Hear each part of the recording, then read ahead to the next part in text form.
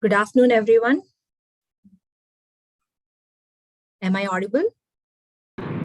Yes, ma'am. Very good afternoon.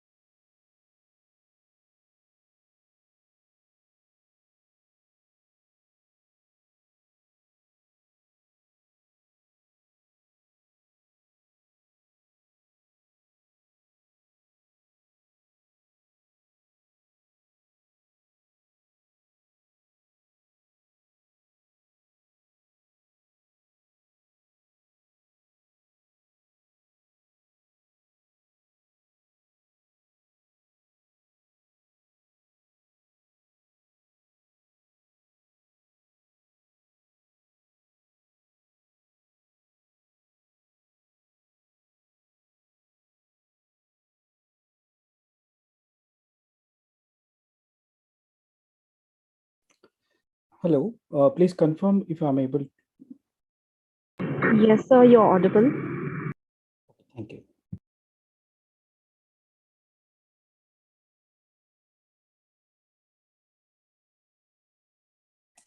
So you're audible, sir. Very good afternoon.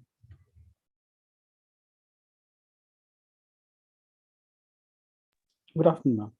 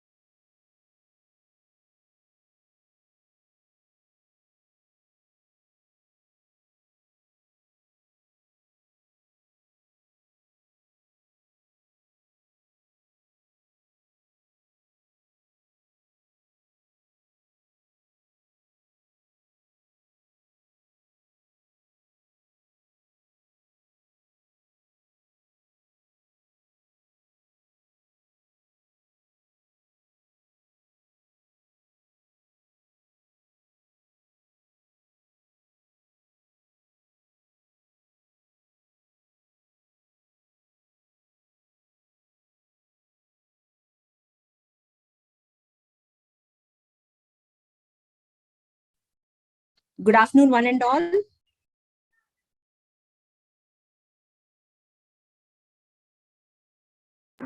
Very good afternoon, ma'am. Good afternoon, Shrikant sir. Yeah, good afternoon. Good afternoon, ma'am. Yeah. Good afternoon, Anuradha ma'am.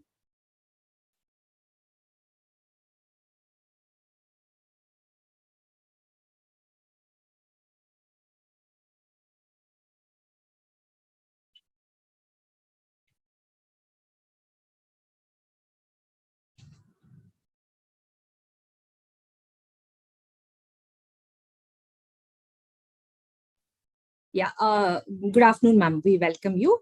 So let us start the session. Yeah. Good afternoon, Shrikant sir. Yeah, so let me start the inaugural.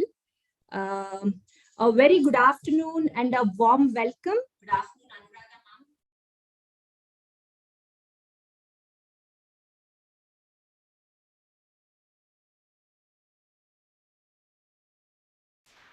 Yeah, good afternoon, ma'am. We welcome you. So let us start the session. Yeah. Yeah, so let me start. This meeting is being recorded. A very good afternoon.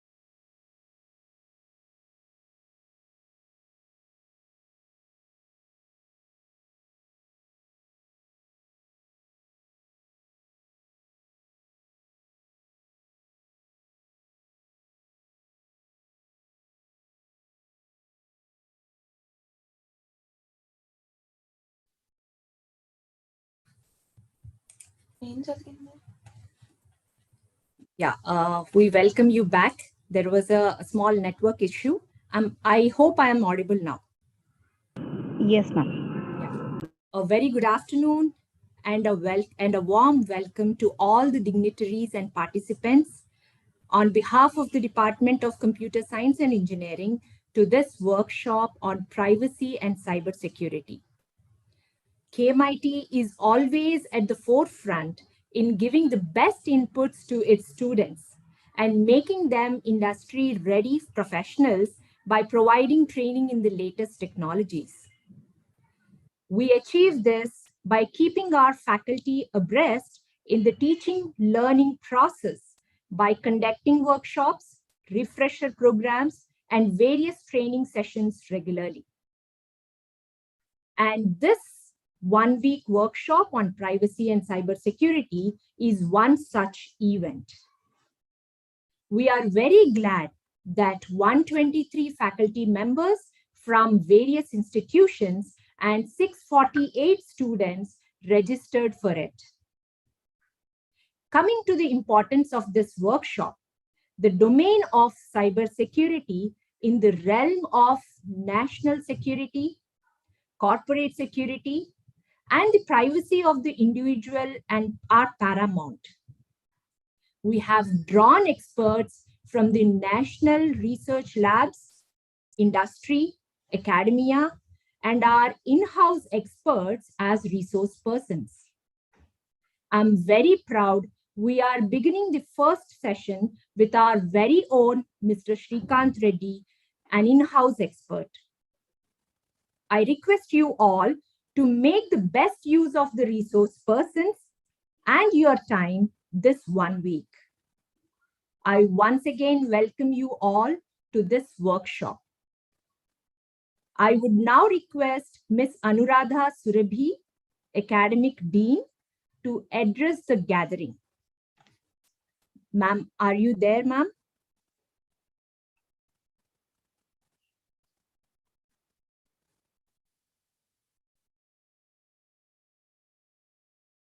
I hope there is a network connection problem with ma'am. So we would like to continue the session. May I now request Ms. Sirisha to continue with the proceedings, please. Yes, ma'am. Thank you so much.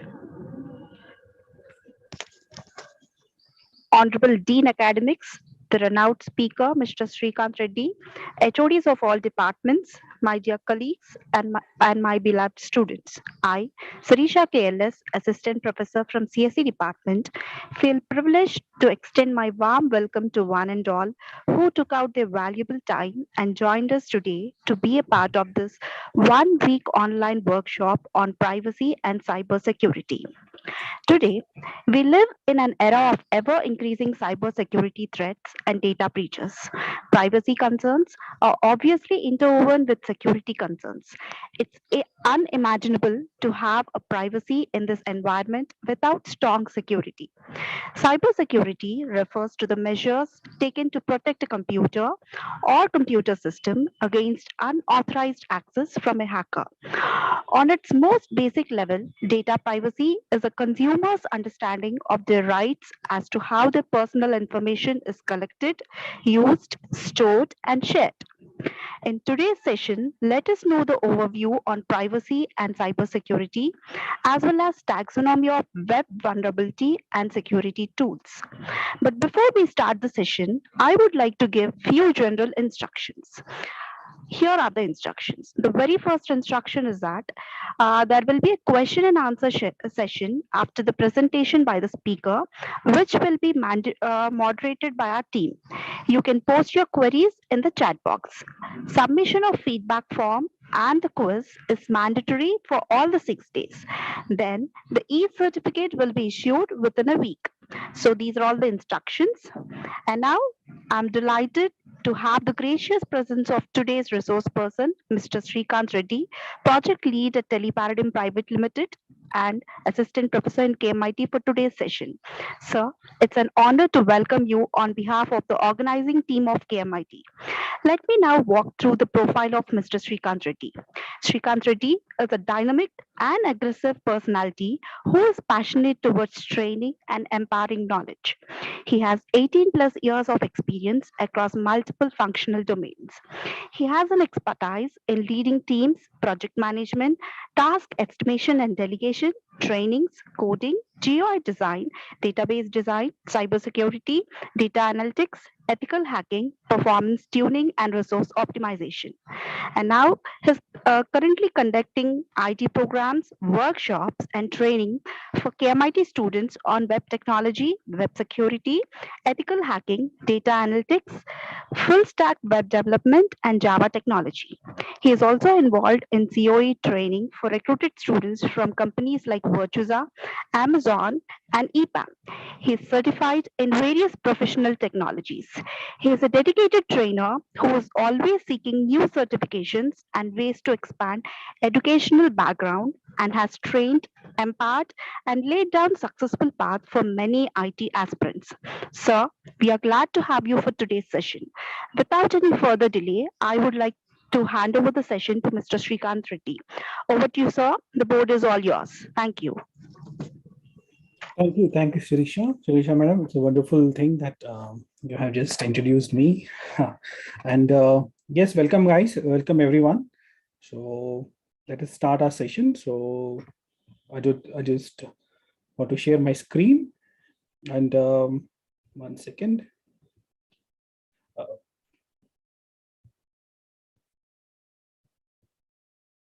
Please confirm whether my screen is being shared. Yes, sir. We are able to see that. Right. Yeah. So let's start. 1 second.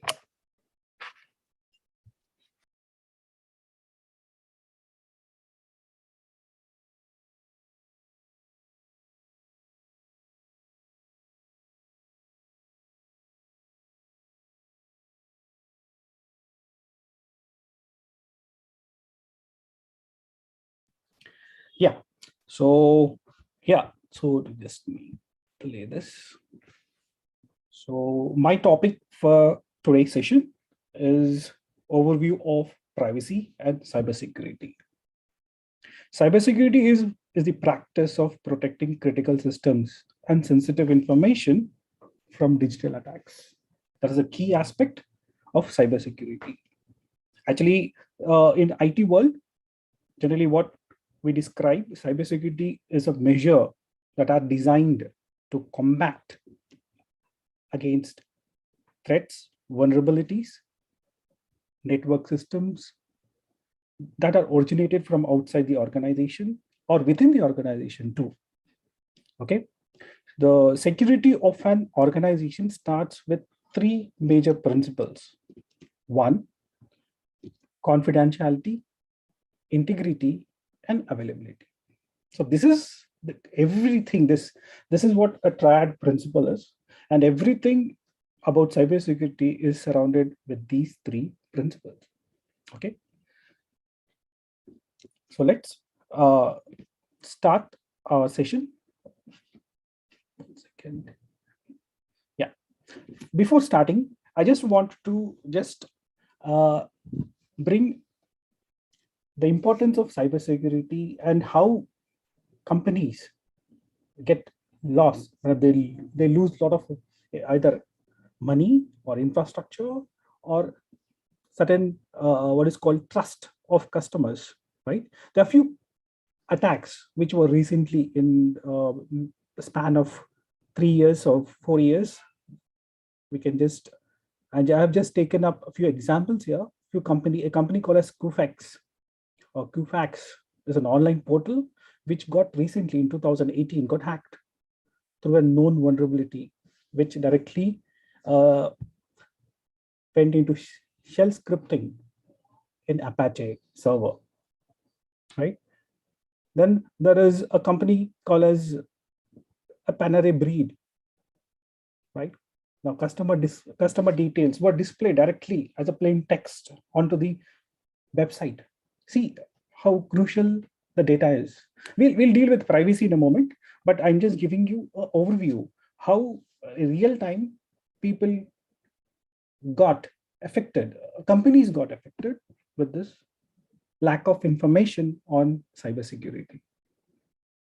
Right? There are different targeted areas where hackers generally you call it as, there can be different kind of hackers. Their motive can be different, but based on their interest, based on their motives, they attack. It may be a web attack, it may be a network attack. In recent network attack is about JP Morgan, where hackers gained access to 29 servers, right? 29 servers where they used to breach the servers and get a crucial information about customer. So there is a trust value associated with it. And malware, if any, the target is a US based company where directly malwares were accessed or inserted through a network where Wi-Fi was free and hackers directly inserted malware to their point of sale systems. Okay, there are mobile based attacks, mobile data breaches. Like these are the companies in 2019 or 18-19, right? And a cloud. Now cloud is booming a lot, but still there are a lot of issues, a lot of things that a company should recognize the type of vulnerabilities, type of threats that are going to come. Okay, so all these are the examples of having data, the importance of cybersecurity that ensures a company should handle. So there is a lot of scope in future industry, and in today's Corona thing, a lot of most of the employees, most of the workers, or most of the people, software development process is happening from work from home, where data privacy, data protection is very crucial in this aspect. I don't know, the person who is working at home, what is kind of environment it is accessible to different. You will be connecting, you'll be using the same laptop, connecting to internet, connecting is external devices, trying to download some softwares which are not trusted, all these things. So here in this Corona time, in this kind of scenarios, we need to be ready with it, right? So major thing about this hacking is about the motive of hackers. There are different set of hacker. We'll deal that, I think, in coming sessions. You'll be seeing in some presentations the type of hackers here. The cyber warfare, cyber security based hackers, and all things. We'll see that. We'll see that. So major hacking motives are to access files, to mend money. That is a major motive of any hacker. It is. So that's where the cyber security comes in. Okay. Now, what is cybersecurity? As I have already described, cybersecurity is a practice, or it is a design to protect critical systems and sensitive information of data from digital attacks. Okay, cyber and it is designed, right, so that from within the organization also there are threats. If you are trying to access Wi-Fi and try to surf, most of the, I think, most of the developers know how this is very crucial when they try to install, or when they try to develop a application where they want to integrate a third party tool to achieve their API, to achieve their task. Now, if this third party tool is still buggy, then what happens? There's a breach happened, right?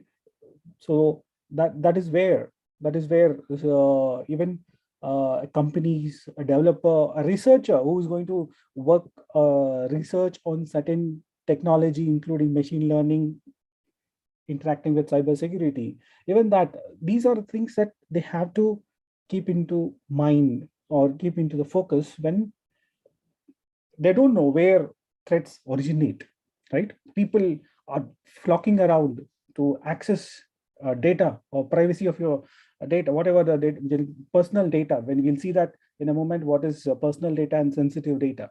So this is where the cybersecurity, the understanding of cybersecurity is very, very important. So initially I was talking about the principle. Now this complete cybersecurity is also termed as information security. Okay, so this complete principle aspect revolves around these three, a triad: integrity, confidentiality, integrity, and availability. Right? Confidentiality is nothing but the secrecy, how confidential your data is, what rate of confidentiality you're maintaining, means what is the level of data, right? Sensitivity it is.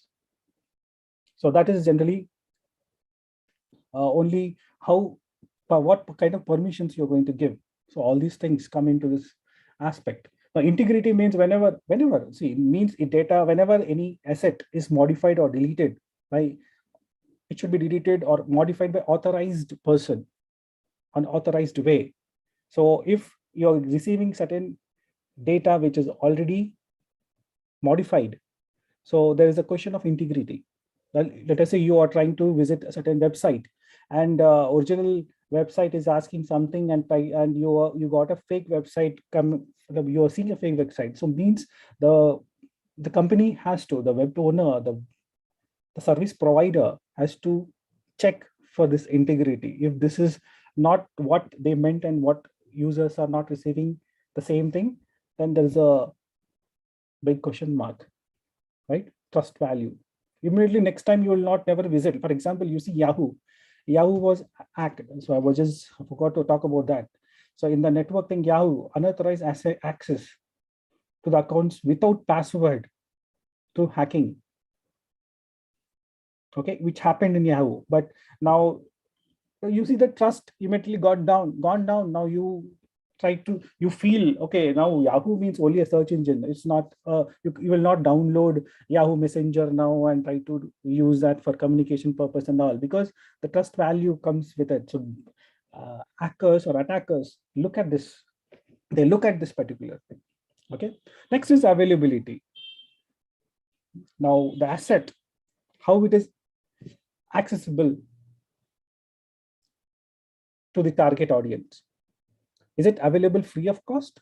Is it any terms and conditions are applied, or any so for example, if you talk about as a student, there is a result which is going to be displayed online. So if that meets denial of service, there is an attack where a lot of attackers generally bombard into the server so that no other request comes in. So there is a loss of availability of the data. Okay, so all these things are considered major principle of cybersecurity, key principles. Okay, so everything revolves around these three. Cybersecurity revolves around these three to maintain confidentiality, integrity, and availability. Okay, so let us look a story now. Let us just wanted to just give an introduction through a story. Let us say, so let us say Anna, she is very fond of shopping online every time. So what she does is she logs in to Amazon, this shoppingcart.com. So what she does is, instead of every time signing in, giving username and password, she saves it so that next time she can surf or shop online as fast as possible to save time and hassle free. No need of again logging in, remembering the password and all these things. So what she does is she saves it. Now what happens when she saves it? The data is saved on her browser as a cookie, and it is saved in the servers. Okay, generally it is saved in the servers. Now browsers are so smart enough, they are already pre-protected with a lot of breaches which happens. So particularly they save in the servers. So next time when they come, they directly click on that particular access button, directly they can go into it, shoppingcart.com. So now what hacker does in this scenario is, suddenly what happens is she gets an email, a gift voucher from shoppingcart.com. Now, once she get an email, what she thinks now, okay, I'm going to get a gift voucher. So let me click it, check it. Let us check it.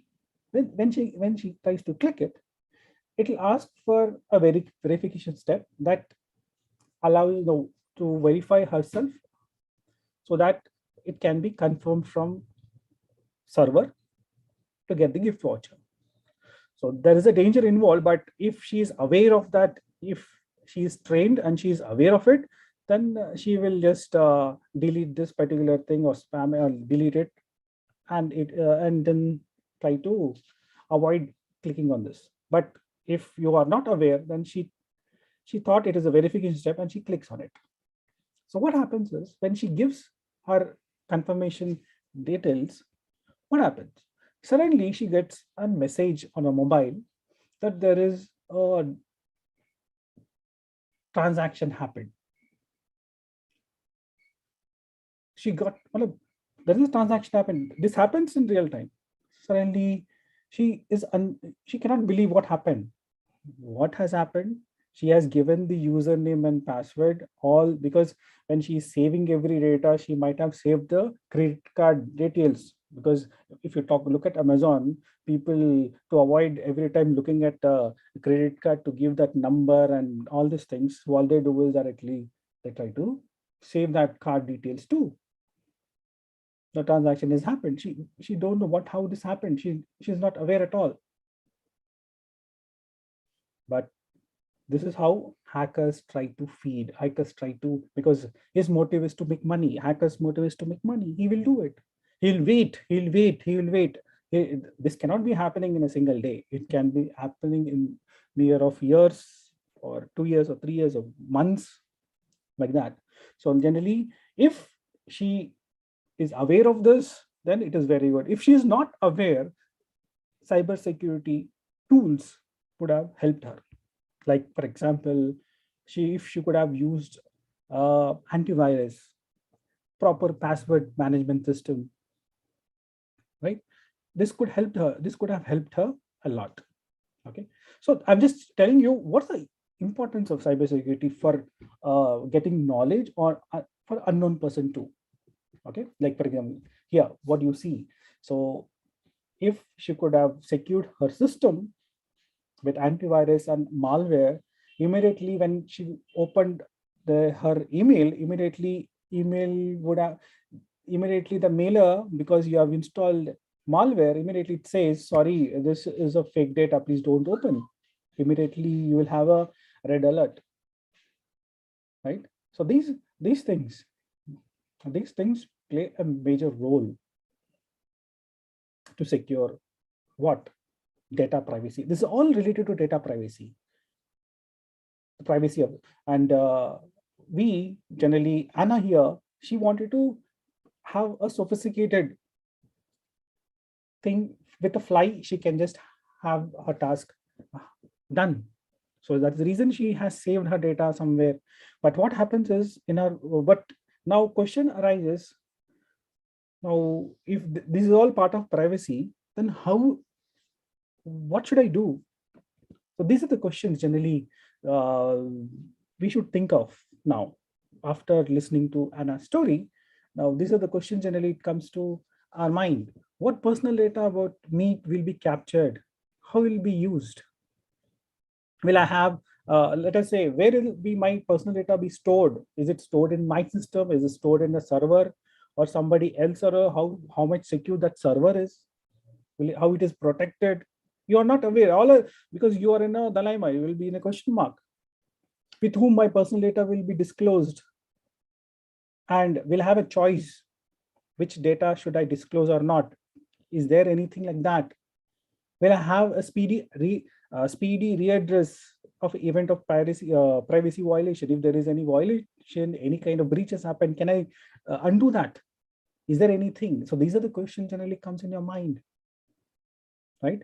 So data privacy is a huge public concern of digital age, because data breaches continue exposing the personal data of millions of people. Okay, even a single breach can have a serious impact. Individual person can suffer identity theft. Even blackmail happens in form of ransomware. Generally, they try to encrypt your, if they find your privacy data, maybe, or through some kind of network attack, they will be able to track your network, bypass your antivirus if you have it, and if you have not protected with ransomware. So it's like a blackmailing, because if you pay me this much, then only I will share you the key code or encrypted code so that you can revert it. Okay, and if we talk about companies, this is about a personal, this is about single user. If you talk about a company, they are very, if they don't follow, their risk is a financial cost, along with the damage of public, investor, and customer trust issue, right? So balancing the need of use of personal data for business purposes against the individual right is the challenge in today's technology for data privacy. Okay, so today we're going to talk about, first, let me just I just gave you overview of why cybersecurity is important, and what form of cybersecurity that you and the individual can do. And the major concern is related to privacy. Here, privacy, I'm talking about data privacy. So now already now you might have had an idea. So what is data privacy now? Anything. So how this data privacy is? So data protection is a process of safeguarding the important information from corruption, compromises, or loss. The importance of this privacy means this is generally, I'm just talking about the data privacy and protection here. Okay, so the importance of this data protection is very important because data privacy and protection, it increases the amount of data which is created and stored continuously basis because it grows on. Okay, there is a little tolerance of downtime and impossible to access important information at this moment. So that is how data protection is a key aspect. Now we will see some regulation or regulatory authorities which gives you certain norms that you need to abide or you need to stick to it, either a personal or a company. Right now, this in corona pandemic causes millions of employees to work from home, resulting in a need of remote data protection here. The businesses must act or adapt to ensure they have protected data wherever employees are working. It may be from home with laptops or some with centralized data center, wherever, whatever data they are connected to. Okay. So now let us talk about the continuation of that. Okay. Now, in general terms, I'm referring to data privacy here, right? So how this data is organized. Generally, when I say a data is nothing but a piece of information that you're sharing with one person to other person. Now, in that data, what is personal data?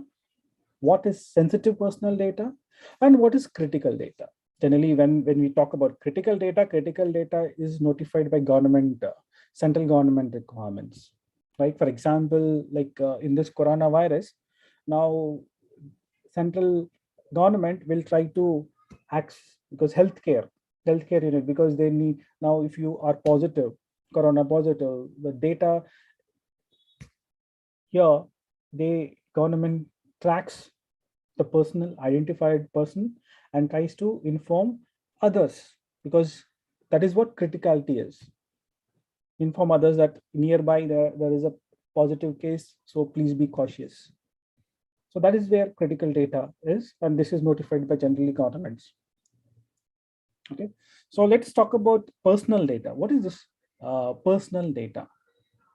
So here there's a type of information commonly considered as personal and sensitive data.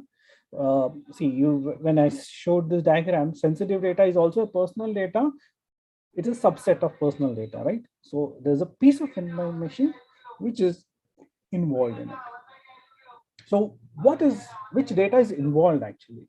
So personal identified information, that is PII, data that could be used for identifying, contact, or locate an individual to distinguish between one person from another. So these all, this is identified information, right? And how do you identify? By roll number. If it is student, a roll number. If it is address, is also identifiable information. Okay. Next is the personal. Now the data, the privacy. It's a privacy data. Personal data is part of the health information, medical history, right? So medical history, insurance information, and other private data is collected by healthcare providers. That is also a type of personal data. Okay. Next, personal financial information. So these are all like credit card numbers, bank account, that which concerns to your finance. And student record, even student record, individual grades, transcript, class scheduling, billing details, your education records, how what is your highest education, and all these things are the personal data. It comes into the personal data category. Now, within this personal data, there's a piece of sensitive data. So what is that sensitive data? We'll just find it out in a moment. But generally, to give an overview, so sensitive data is nothing but subset of personal data. And generally, sensitive data deals with right of it's human identifier. For example, let me just give you an example of a sensitive data. Now, name. Let us say your name is Akash. Akash is your name. Now, Akash is a personal data to you because there can be many Akash. If I say Akash who stays at Himayat Nagar, road number 14, then what, house number 18, road number 14, Himayat Nagar. If I say this, now this personal data becomes a sensitive data. Combination of two.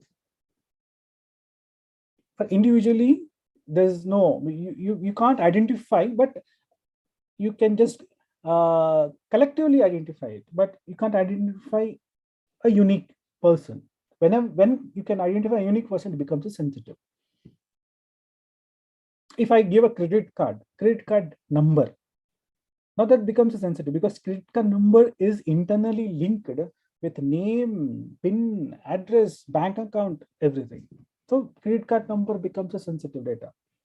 Or combination of two personal data can become a sensitive data, right? And it is high risk in processing because data is processed before gathering. When you gather, when you submit any personal information, there is a data process happens. Data process is nothing but the way that they try to identify you.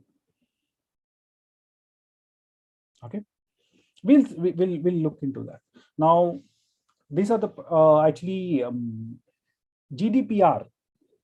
It's the European Union's GDPR came with a guideline of what data should be considered as sensitive data, right?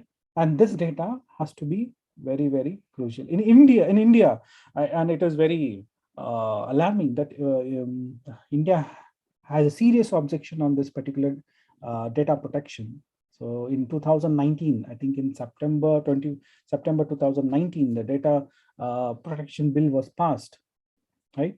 And you see, India has far more data protection details which has been identified rather than European Union. So of course, GDPR is the key. It's a flag barrier for creating these privacy regulations. But India is too having this. Whether you see that the sensitive, how the piece of information can be can adhere this privacy.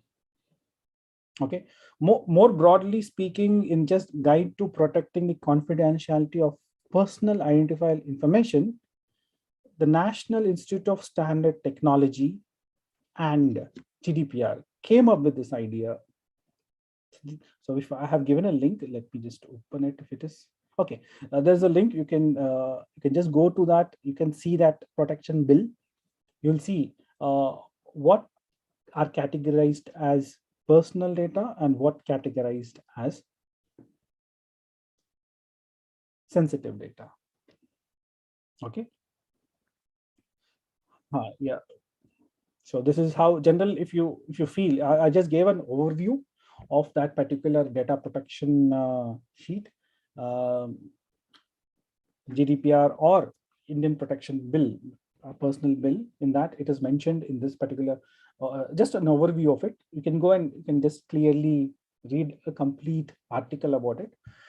So personal data is a piece of information that can be used to identify someone. Information such as name, surname, email, location data, home data, individually, not combined. Okay, are all personal data, right? Because these are stored somewhere.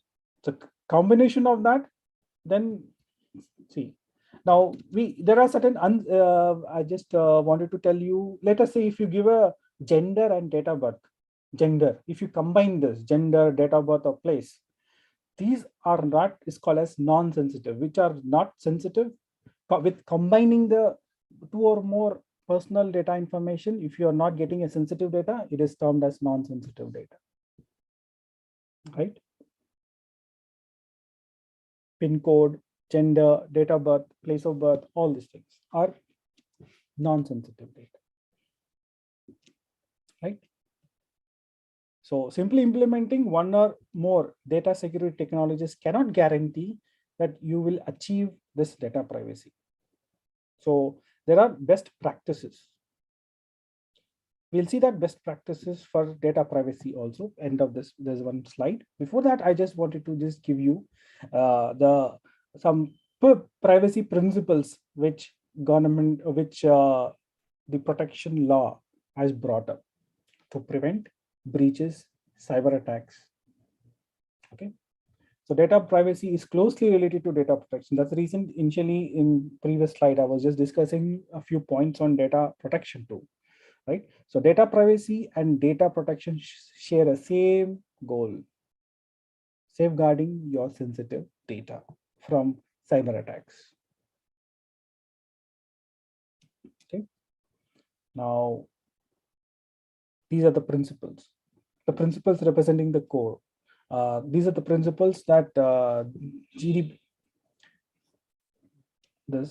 our European Union General Data Protection, generally we call as GDPR. So I'm not, see, if I said shortcut GDPR, you might not know. That's the reason. Now I'm just going to call it as GDPR.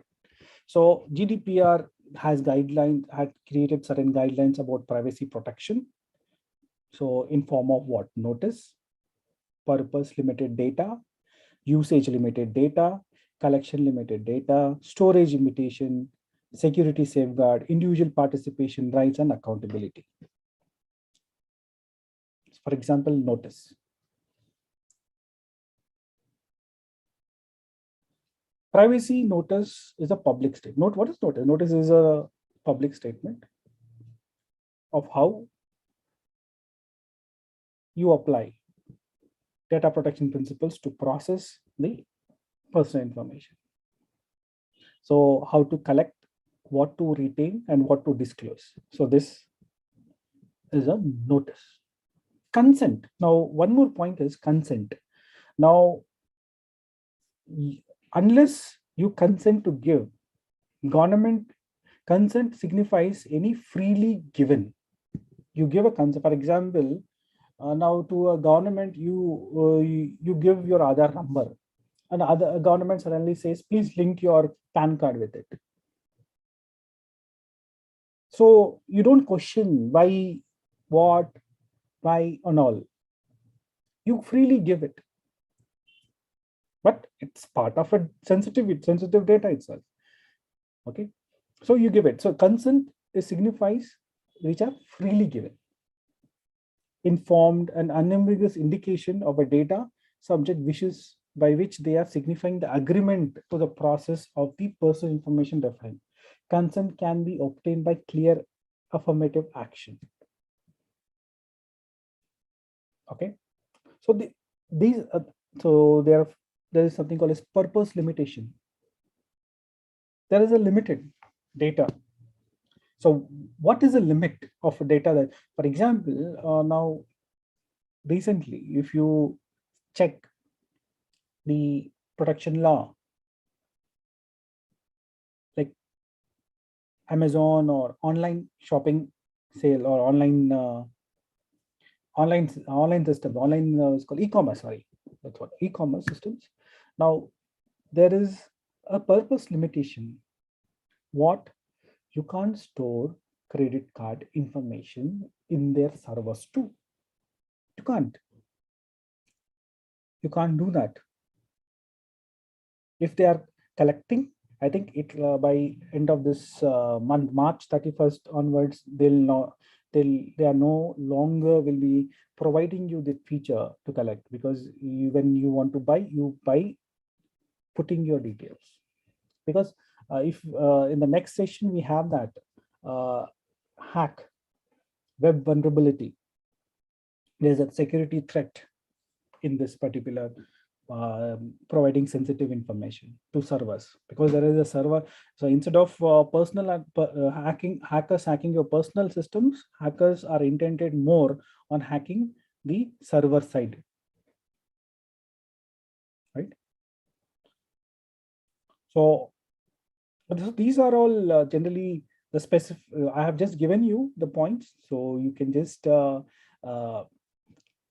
have a look into that particular site. You can just go look at it, and you can just see. This is an overview. I am just giving an overview of limitations.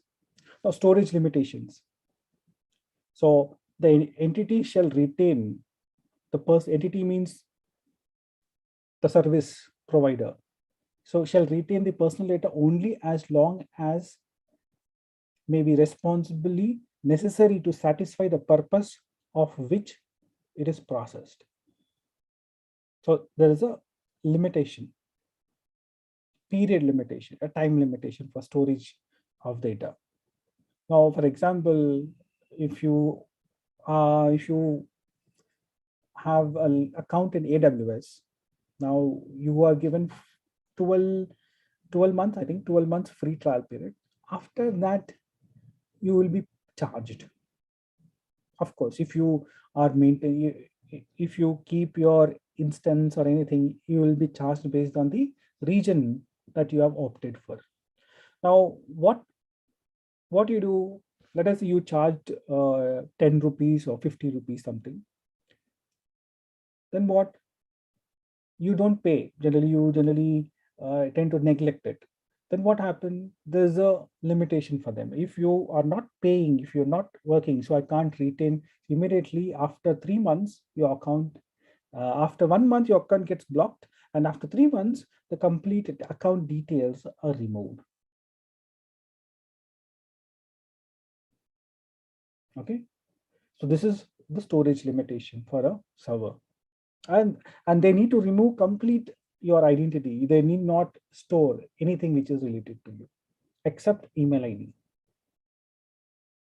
So you know, in that aspect, user also, what he does is he again goes, he uses different email ID, but he can use same credit card again to avail 12 months free trial.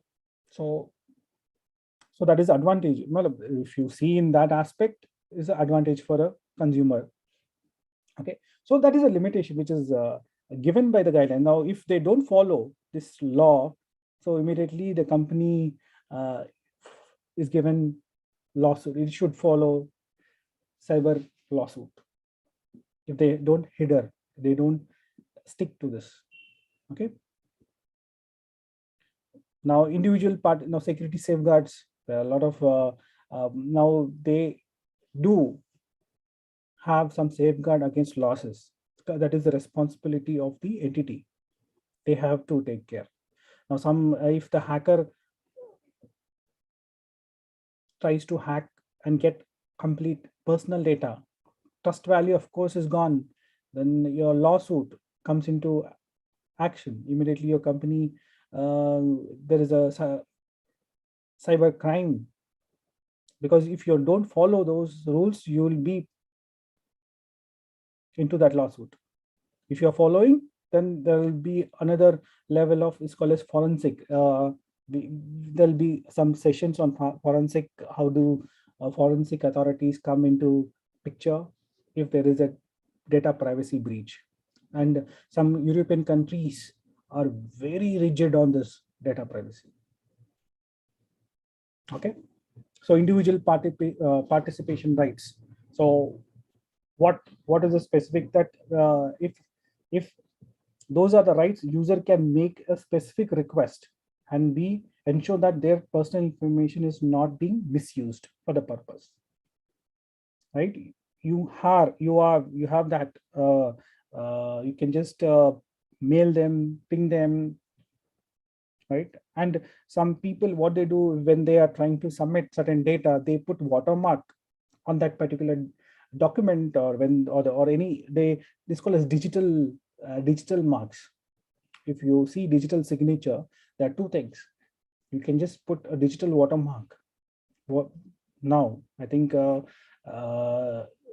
you can just look into digital signature session on digital signature. There you see the digital watermarks play a key role now, where individual participate give when they try to give the data for specific purpose. Okay. Now, accountability. So the principal state of the entity is accountable for complying with the privacy principle. Entity must have in place appropriate policies and procedure that promotes privacy. So that is an accountability of any organization that has to be follow this principle. Okay, as a user, that is about the laws which we've been given by some government entities.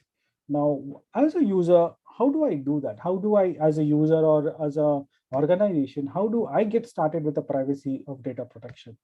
First thing, know your data. Okay, know your data. See, now this policy, be sure to follow the best practices in this. So know your data. It is essential to know what information is being collected, how it is being used, and whether it is being sold to or shared with third parties. So that is your right. You need to know, right? This is very important, because a combination, because you should know what you're giving. Because combination of two or more personal data is very, very crucial. It becomes a sensitive data. So you should know this classification using the quality data discovered and classification also, right? Classify yourself. Next, get control over your data stores and backups. Make sure you don't keep personal data without defining its purpose. So for example, you're storing now is Anna's story. You want to save, you want an hassle-free and fast transaction happening. So what do? You follow certain shortcuts to save. So you need to control over that. Where are you storing it? Why are you storing it? What is the purpose of that? Right? And if you are storing it, please ensure that you use certain tools to track it. Now, for example, I shop a lot. Now I have accounts in multiple e-commerce websites. Then I forget. Suddenly I got a link from my friend saying that there's an offer going on, you can just go. So now what happens is that means you need to have a control on your data backups. Where are you, where the data is being processed, and where the data is being stored. Now where are you storing the data? Generally I've seen most of the people in AWS thing, when they create an instance, they are to create a username, key pair, username and password, a key file, sensitive private key. So what they do, they are asked to download that. Then they download it, they keep it in Gmail, some people, or Google Drive. Now suddenly what happens? Let us say you are using Google Drive. Suddenly Google Drive has a limit of 15 GB, I think so. Now suddenly 15 GB done. So what do? You try to, because if you want to use more data, either you need to purchase based on monthly basis, or and since it is your main email, now emails will not come because their data emails will get stopped because there's no data to store it. So what do? Try to clean up. Suddenly you clean up, you will not clean, maybe because of your urgency, you will directly see last 20 days or last let us say 1 year data. I want to clean up last 1 year I want to keep only 1 year data, and last three years data I want to delete it. So you just use a script there. There'll be an option for you. Click on it, you delete. Suddenly it was created 3 years before or 2 years before. Even that key file is gone. So please get control. You need, that is what my meaning is, to control on your data storage. That is even private key is a privacy part. Okay. Now you need to develop a retention policy to minimize this. Okay. Next, safeguard against unauthorized access. So this is generally they are here. How do you safeguard using username? Passwords, hexadecimal passwords, strong passwords, or use tools like 1Password. It automatically generates and stores. Use of encryption, proper encryption is very important in safeguarding the unauthorized access. If you are a developer, you give a proper role. If he's an administrator, what role? If he's an administrator, what kind of permissions you want to give him? Okay, right? So if you don't header, there's a risk involved. So there is a actually, if you are a part of a company, there will be a person called as risk analyzer. What he does is regularly he does an assessment, risk assessment, whether all the users or all the employees are adhering to this policy, password safe policy, encrypted password, or it has a mix of all these things. Of course, they will not show, but they will try to. And every month, this username and password changes in a company. Okay. Last is to train user on regular basis. Learn. Now this is the training, like now what you're getting trained, right? So I think in coming sessions you will be trained more. The training the organization with the latest information, with policies which are involved in it, by which kind of data you're storing, why you're storing it, reason, and the encryption steps that you follow, all these things, because data gets evolved as per the necessity. Now it is cyber, now because of this corona, work from home, there is a different access, there's a different data privacy rather than the previous what we had, right?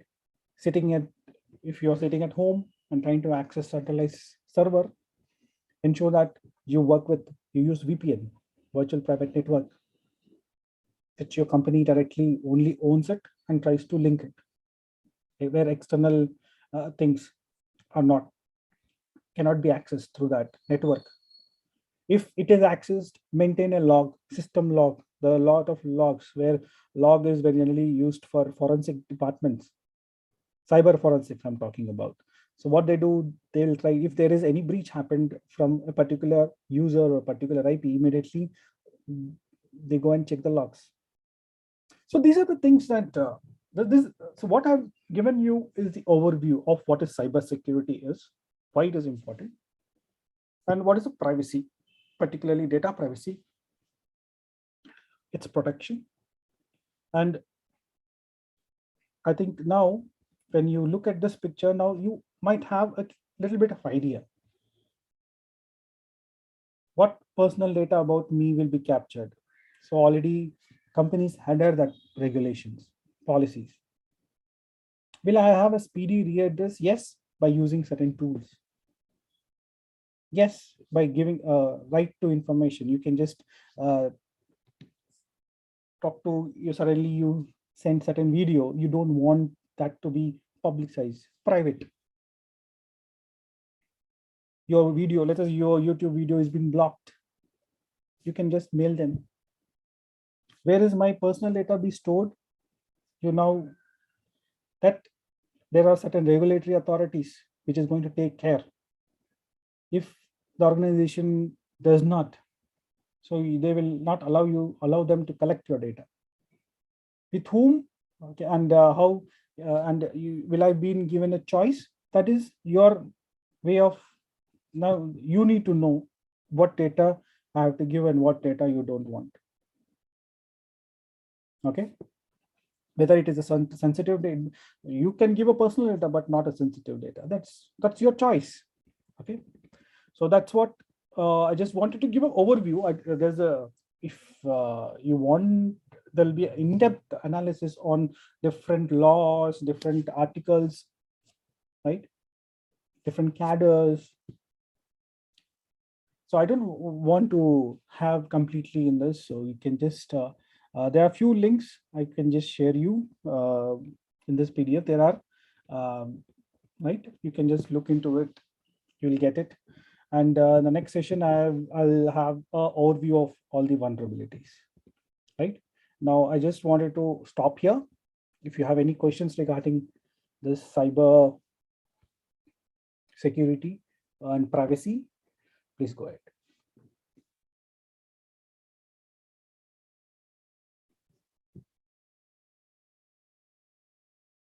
Yes, if you have any questions, please let me know regarding this cyber security and just overview of privacy and protection.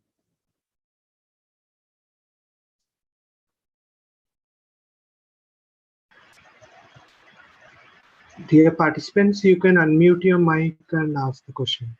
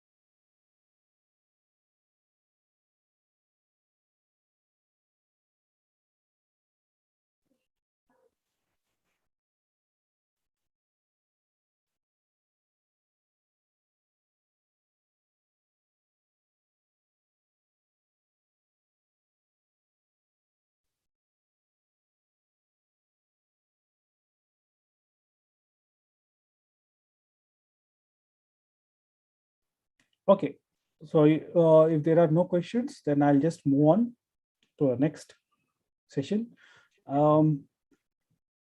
Yeah, Sandeep, do you want me to give a break or how? Shall I start? Sir, better to give a 10-15 minutes break. Okay. Well, please ping me. Please ping me once. Yes, a 10 minutes break we will take, and then we will rejoin again. Sure, sure.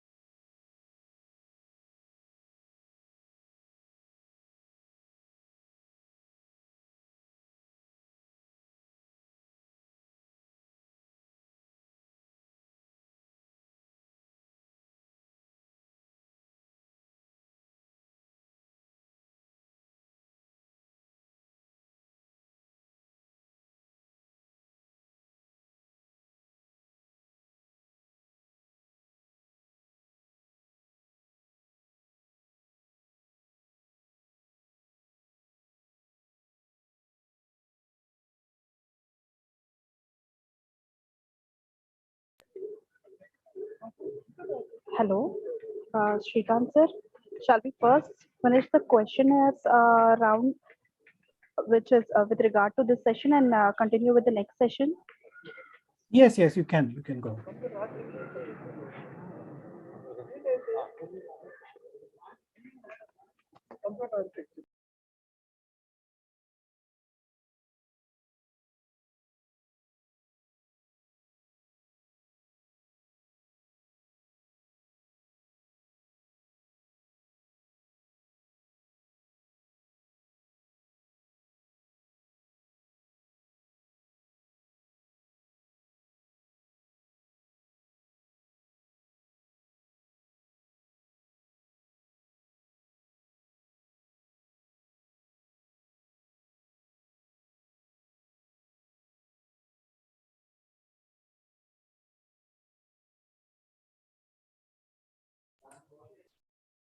Sandeep, are you there? Yes, ma'am, I'm there. So enable speaker so that if anyone wants to ask questions, they can Yes, raise ma'am. their hand and they can ask I'm for the previous enabled topic. now. Yeah, for the previous topic. Actually, Nagireddy sir has raised his hand. Ma'am, I have kept unmute for everyone. All right, Sandeep. Yeah, thank you.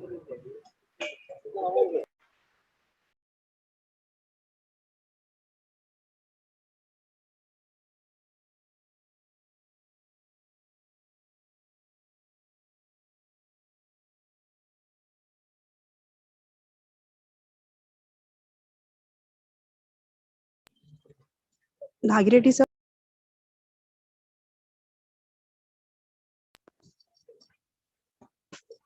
are you there?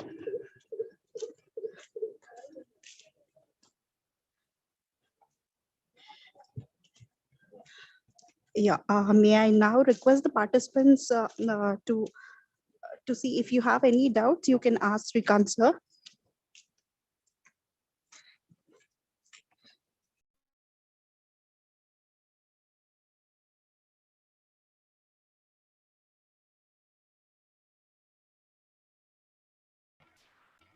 Uh, Hello, ma'am. I'm Nagredi here. Yes, sir, please. Actually, my doubt is going to clarify in the next topic. I just saw the title. So I will All ask right. the doubt in the next session. All Thank you. right.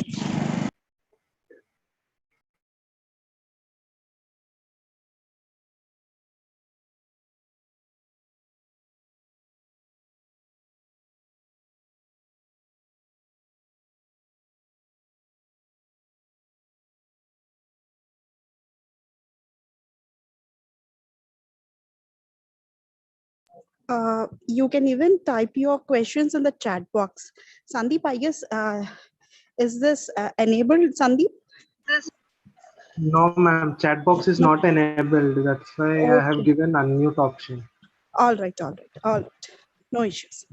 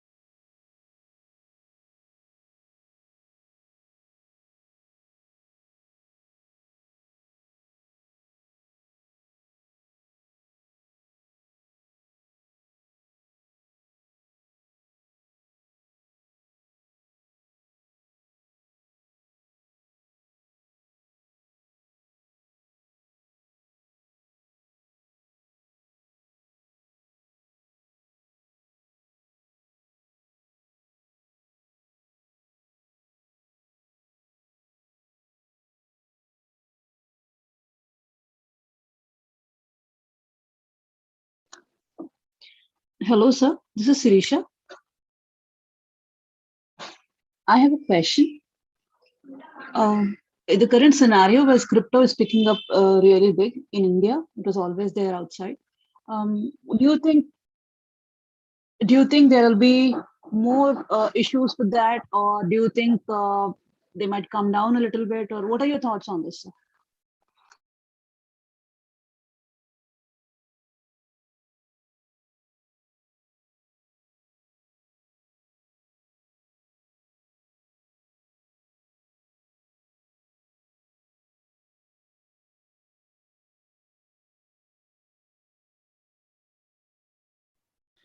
Yeah, Shirisha, can you just repeat your voice? Can you repeat it?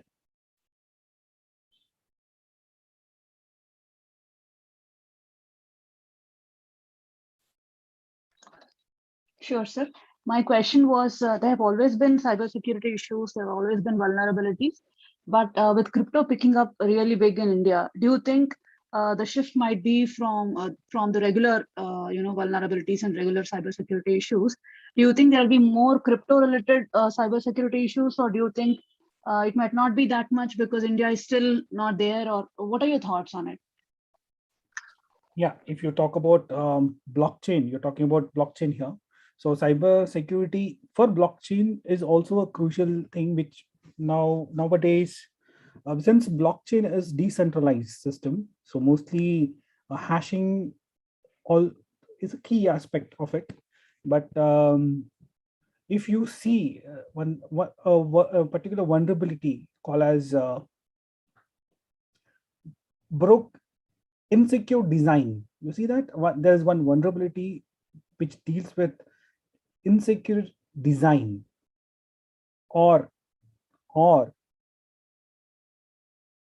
software and data integrity failure. These two are the key aspect of blockchain getting compromised, right?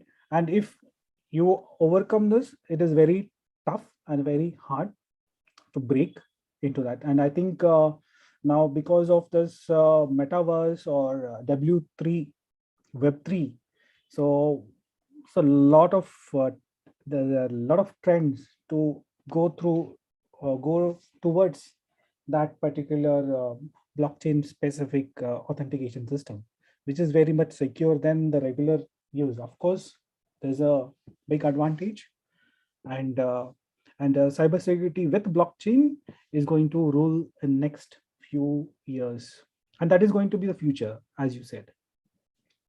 Only thing is, if you are designed whatever the software design that you're making, and the while designing, if you are using a deprecated tools or deprecated plugins, any plugin which is untrusted, only in the designing aspect, but in the performance aspect, I don't think so. There is no worries in that. Thank you, sir. Right.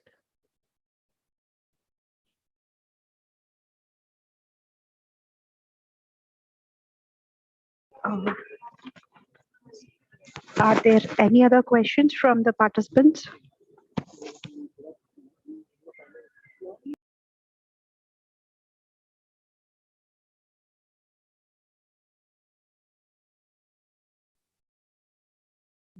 Yes, sir.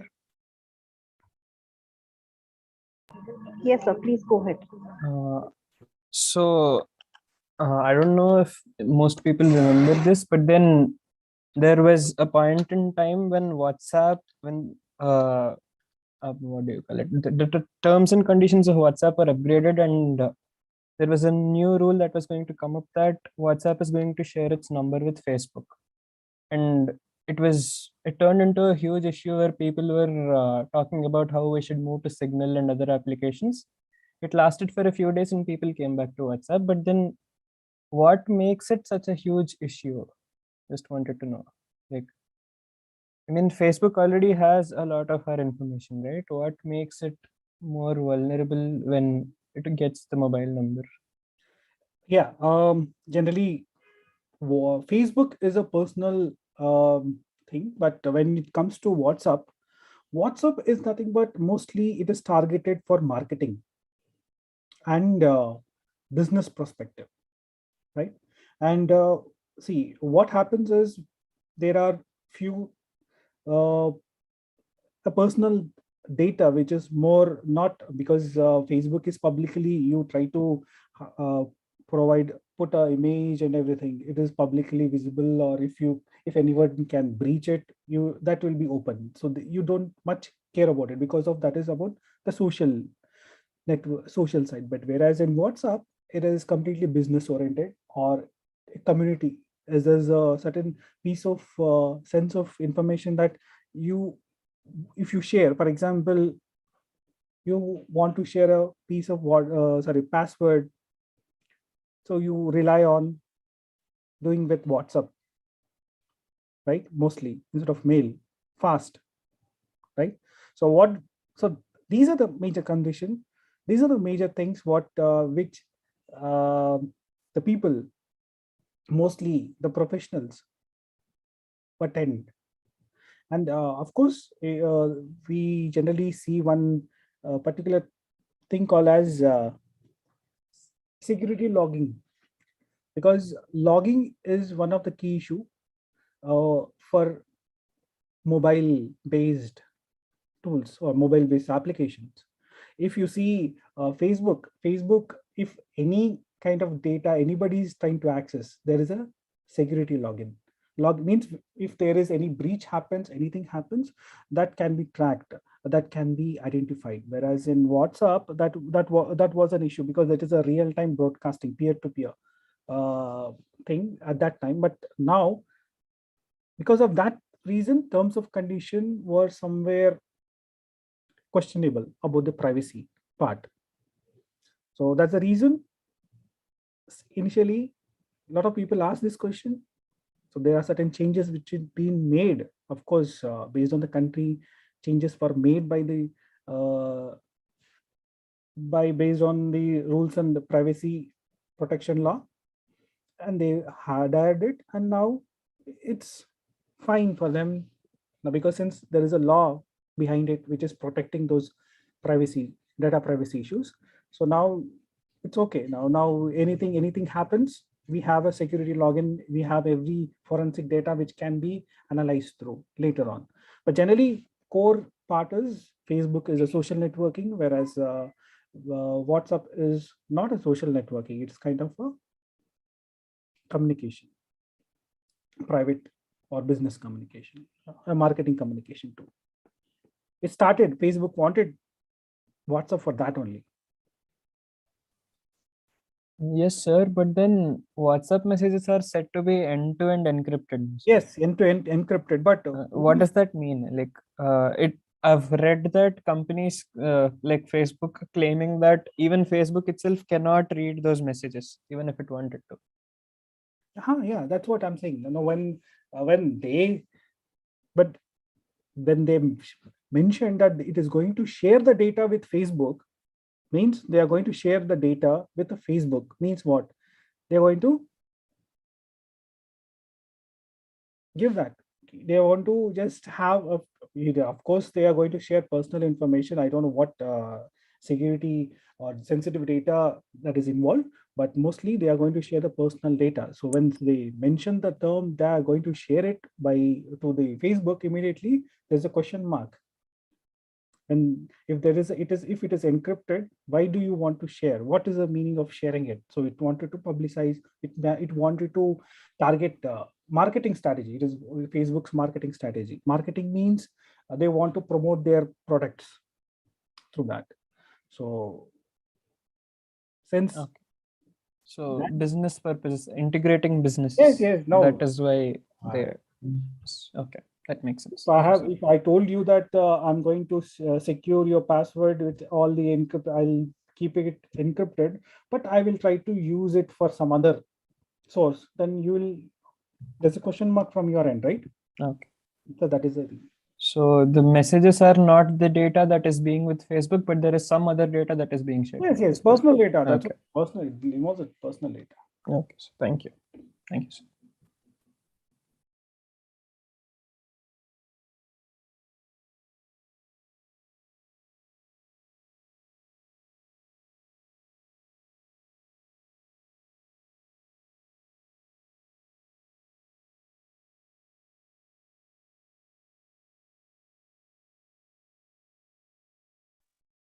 Yeah, Sandeep, shall we start or shall we wait for more? Sir, we can start, sir. I guess.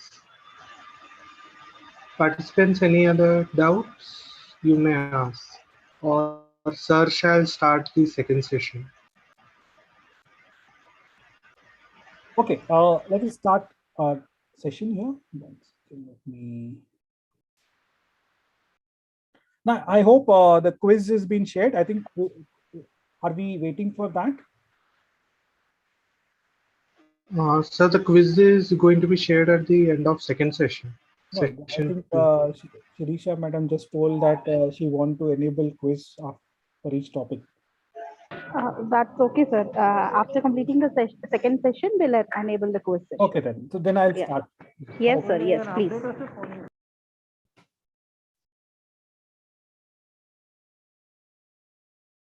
Yeah. So here, so today, the next topic generally, which is actually, it is a continuation of previous topic, both are combined. This topic is, one second, let me just drag. One second. Let me drag this somewhere up.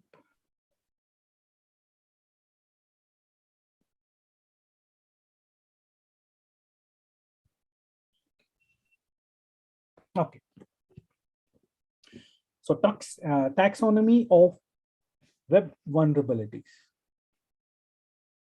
and some security tools, which I'm going to just talk about. And actually, I think I'm just going to talk in the respect of developers' perspective, right? So when you try to design any system, any software, or any application, web application, mostly I'm talking. So what are the things that you should take care? And what are the web vulnerabilities, top web vulnerabilities that are more vigilant in today's world? So who gives that, right? There's a certain organization. So based on that, they have given that top 10 vulnerabilities. We are going to look into that aspect, and we are going to classify. Taxonomy is nothing but classification of those web vulnerabilities. Okay, so today's agenda. So what we are going to learn. So what we are going to learn, we are going to just talk about web vulnerabilities, the classification of or taxonomy of web vulnerabilities, basic categorization of web vulnerabilities and threats. Generally, that classification generally is designed by the organization called as then we are going to see certain security breaches and light, right? So there are a lot of but I'm going to just focus on SQL Injection and Srikanth, sir, just a moment. Sandeep, could you please unmute everyone? Sorry, mute everyone. Yes, ma'am. Actually, all are unmuted only. Mute them. Unmute option is disabled. All right. Okay, so let's and finally we're going to see some security tools and method of defenses. Okay, so we'll see, this is our agenda of today's session. So I have left with 1.5 hours. So let me just go on a brief referencing to this particular topic. So what is taxonomy? Taxonomy gives you the semantic way of understanding the cyber attacks, which allow for better defenses. Okay, so taxonomy requires knowledge of that area being classified. So how they are classified and knowledge about that. So that it will be very crucial for us to examine how the attack is and how do we prevent it by sticking to software tools or any hardware, or we can spin any kind of chain of tools or chain of softwares or tools. We generally call it as IDS, identification, or IPS, protection. Okay, we'll see that in a moment. So in the simple terms, taxonomy provides a common way of talking about attacks, right? Basically, there are various attacks here. I just wanted to give you a brief. So this is a classification of attacks mostly. So there are web application attacks. These are all web based, right? There, if you look at in another aspect, you will have a mobile cloud attack, mobile attacks, certain nomenclature given to them too. Okay, so these the basic categories in what I'm showing is related to web vulnerabilities and threats, right? Like SQL engine, blind SQL engine. Generally, when you talk about injection, is nothing but inserting. So SQL and blind SQL, this injection was the top most attack in previous before I think 2021, this SQL injection was topmost vulnerability, web vulnerability, which was mostly hackers try to use, right? Cross scripting and SQL topmost. But now it is not the top, but something else is the top. But previously, before September 2021, this SQL injection was the topmost vulnerability what hackers try to corrupt it, use it. Now, what is this injection? Injection means inserting a piece of code. So where do I insert a piece of code? I insert directly on the entry part where the forms, generally forms are used to HTML forms. You directly use HTML forms and to make a page dynamic. So what you do, you create a text box or a text field and ask user to insert certain piece of data. Now, if I insert an SQL statement, what happens if you don't follow certain guidelines at the design phase, at web application implementation phase, you are creating a serious problem. Who? For the organization to whom you are developing that web app or web application.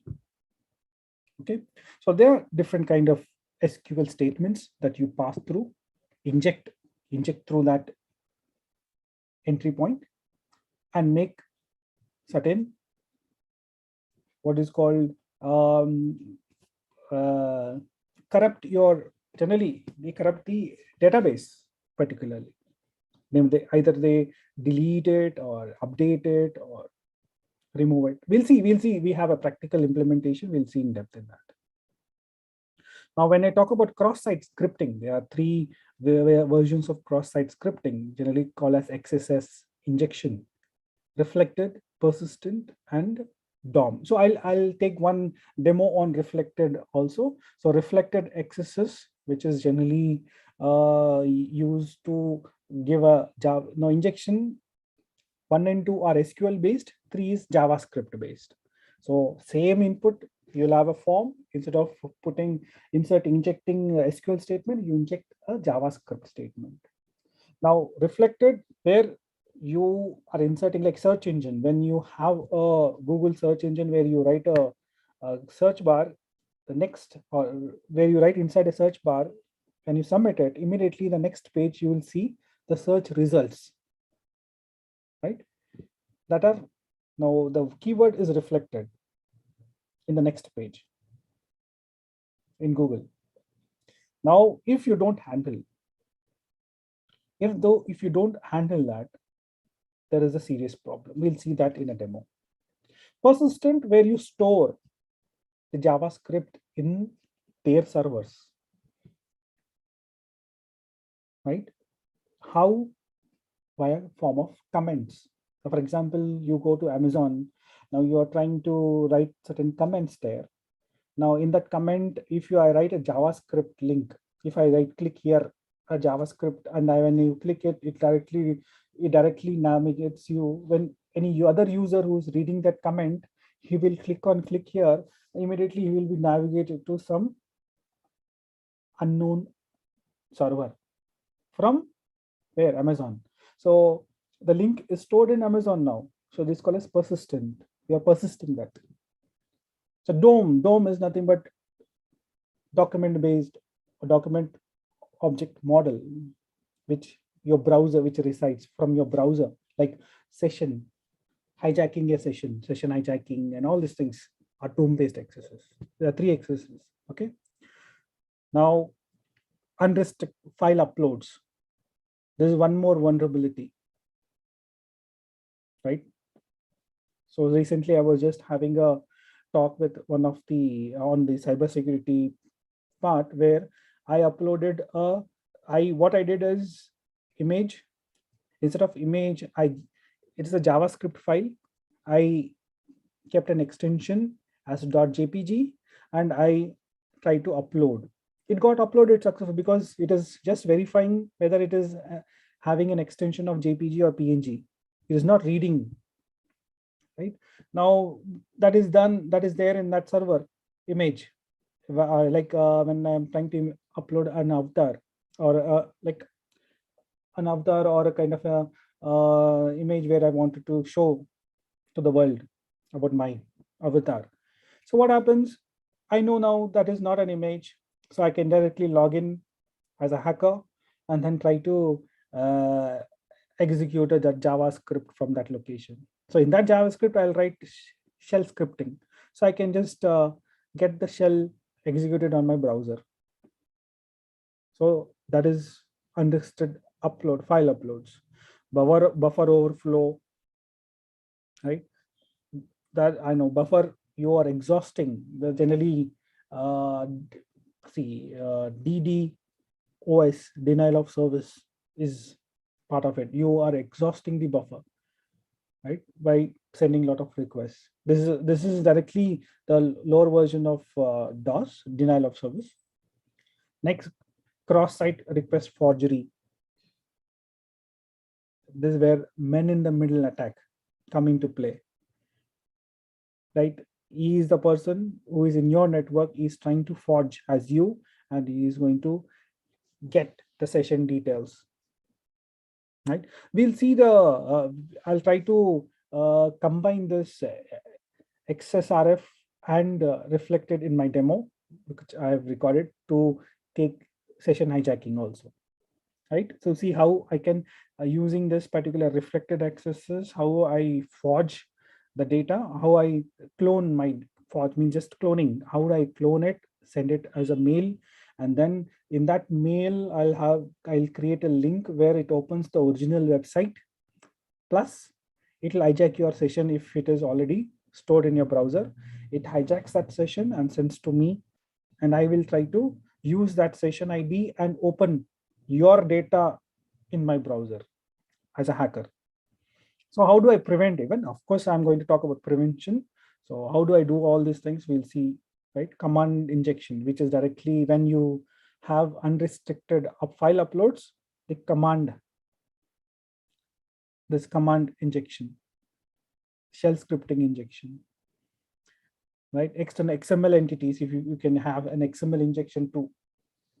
Okay, so I'll just be specific to few things. I don't want all. I can just classify, but I want to show practically more than having this, because you can find it anywhere on the. If you just Google it, if you just go to that website, Open Web Application Security, OWASP, you'll find all the details and few examples too. So I'll just refer few things that I want, because these are mostly top 10 vulnerabilities. Number 1, X injection. It might be SQL and blind SQL. Number 3, accesses.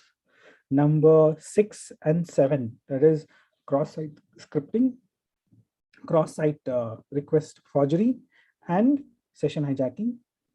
Then I'll just talk about brute force attack, number 12, where you use a software to, generally brute force is nothing but you want an entry through login and username and password as certain admin or someone where you are not authorized to. So what you do, you will have a bunch of file, password file, where you will have all the passwords, and you use a software where it will try all possible passwords with 2 letters, 3 letters, 4 letters, 6 letters. If you see, there'll be a 6 to 15. In some passwords, they mention the size, not more than 6, not less than 15. So here you will have a bunch of probability. You will check for the probability directly attacking every time, sending a request, brute force attack, right? That brute force attack is indirectly a part of denial of service only, because a lot of requests are going, right? So if there are a lot of requests going, service will be denied for others. So number 18. So in that number 16, number 13, click jacking. That is also a very, very, very important thing, where if you look at online, when you are trying to just see any online websites, suddenly there is a pop-up. Now when you try to close it, what happens? It is upon certain, it is upon like a certain, like for example, if you are watching online movie, it may be pirated or whatever, most of the students do that. So what happens is, if your movie goes on, suddenly there is a pop-up upon that movie. Now it asks you to close it to play. So when you try to click, there is no close button there. There is a button which tries to capture your session data, session details, which is stored in your browser DOM and sends to the server. There's no close, it is not close, but what is happening? Your sessions are hijacked through a click. That is click jacking, that is 13. That generally happens. Okay. Next is about redirects. That is server and invalidate redirects and all, where click jacking. So what happens when you do 13 and 19 are interrelated. Now when you do that, click jacking, immediately there is a redirect happening. It is browserless redirect, headless redirect. The video will be playing, but in the background your JavaScript gets executed. So whenever any JavaScript gets executed without opening any browser, that is called as browserless code. We have that. This generally that is used for testing. In real time, we use that for testing React projects or any JavaScript or TypeScript based projects. Okay. Last is CAPTCHA attacks, 23. CAPTCHA attacks 2, right? So you click on refresh, there's a CAPTCHA generated for you. So generally, when you use VPN, in VPN, most probably you will be asked to always confirm with every request CAPTCHA. Okay, so mostly the points that I have referred, these are direct web vulnerabilities, which today most of the hackers tend to use it. Okay, then this is about web application or web service, since APIs. Now you are providing a service, you are not providing complete app, you just provide a service where there is a API is a front end. Now in this API, when you are giving that API, so API can be in form of Xframe. Xframe is nothing but I use Xframe implementation where hackers try to use that and embed. For example, let us say there is a scenario where I'm developing a banking website. Right now, what I do is I clearly develop a bank website, and I try to I just bypass. I'm using certain API services where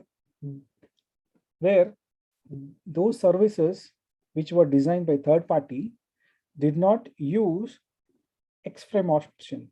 Mostly the header does not have Xframe option. So as a hacker, what I do is I'll try to use that API, figure it out. How do I figure it out? That is the data gathering. We'll see that later. So I'll figure it out. There's the API service, right? Generally, if you design a web application through React is a client-side component where you try to write all the APIs inside it. Now I can just breach into the React code, which is present in my system. I try to look at APIs. That is how gathering is done. So now let us say I got that API. Okay. Now what I do is, if XFrame option is not used, I can use that API in my website. As a hacker, I'll create a website, I'll use that entry point, and I'll try to use in that. If XFrame option is on, you will not able to access those things in your. If you look at Google, if you try to create your own HTML page and have a tag called as iframe, and the source of the iframe is google.com, and when you try to save and run that HTML file, you will not get that google.com iframe. Why it is not coming? Because they have handled it. HDFC or ICICI Bank have handled it. You will not get that frame because those services haven't handled it. Let us say your college website, Telepadam or any website. This is a KMIT, any website. Now, instead of google.com, just try with your college website. Your college website comes in that frame. That means they have not handled those XFrame option in their headers. So that is very, very important. And data tampering is always happens in that web services because you try to submit certain data in form of JSON, right? Now, JSON data means if you are using scanitization while development, then it is difficult to tamper. If you're not using it, it depends upon the knowledge. It depends upon the way that the service you're trying to provide. So when you try to implement certain filters, of course, your service will get slow. Of course, you need that. That is what the people try to use as it is because they wanted to be fast. But when there is a fast, you are prone to attack. Then there is an encryption based vulnerabilities. Even having an SSL secure socket layer protocols still. So this is considered as one of the secure certificate because the organization which issues that, the centralized organization which issues that certificate, even within this organization, if anything is leaked, the encryption policy is leaked, then there is a question mark of this is part of cipher mechanism. Generally, this is a cryptographic attack. They try to they use a tool called as Wireshark. What this tool does is whatever the data is being propagating from one system to other system, they capture certain instance like 2 GB of data, which has been traveling. Then what they do, they try to see how this data is encrypted, right? Then what they do, because they will see what kind of like AES or encrypting technology, how to decrypt. They'll look at, they'll use a super machine. A hacker owns it. If he want to earn money, he will go to any extreme. Now, hacker will just use those encrypted or because already these are all pre-programmed, so pre-encrypted, and use brute force into it. So it tries to weaken that cipher or whatever. It's called as cryptographic attack. This happens. There's a tool called as burp suit, where you can see you can just try to access and see, look at the vulnerability, how SSL susceptible vulnerability that SSL website has. Okay. Next is host server network. This is all part of the service. If If you're designing, you're a network admin and there is a security misconfiguration, like for example, you are an admin and you gave a username as admin and admin123. This is what generally is a question mark. Is part of what? This is completely security misconfiguration that you have done, right? That is not part of misconfiguration. It's a generalized, it is not exactly misconfiguration, it's a part of it, right? So this happens, it's a manual error which happens.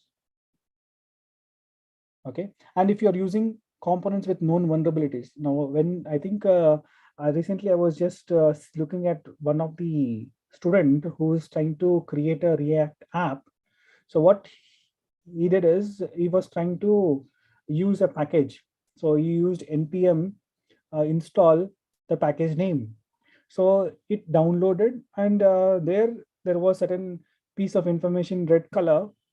There are 5 vulnerability or 15 vulnerabilities, because vulnerabilities is nothing but they are identified that they are outdated and there is no update.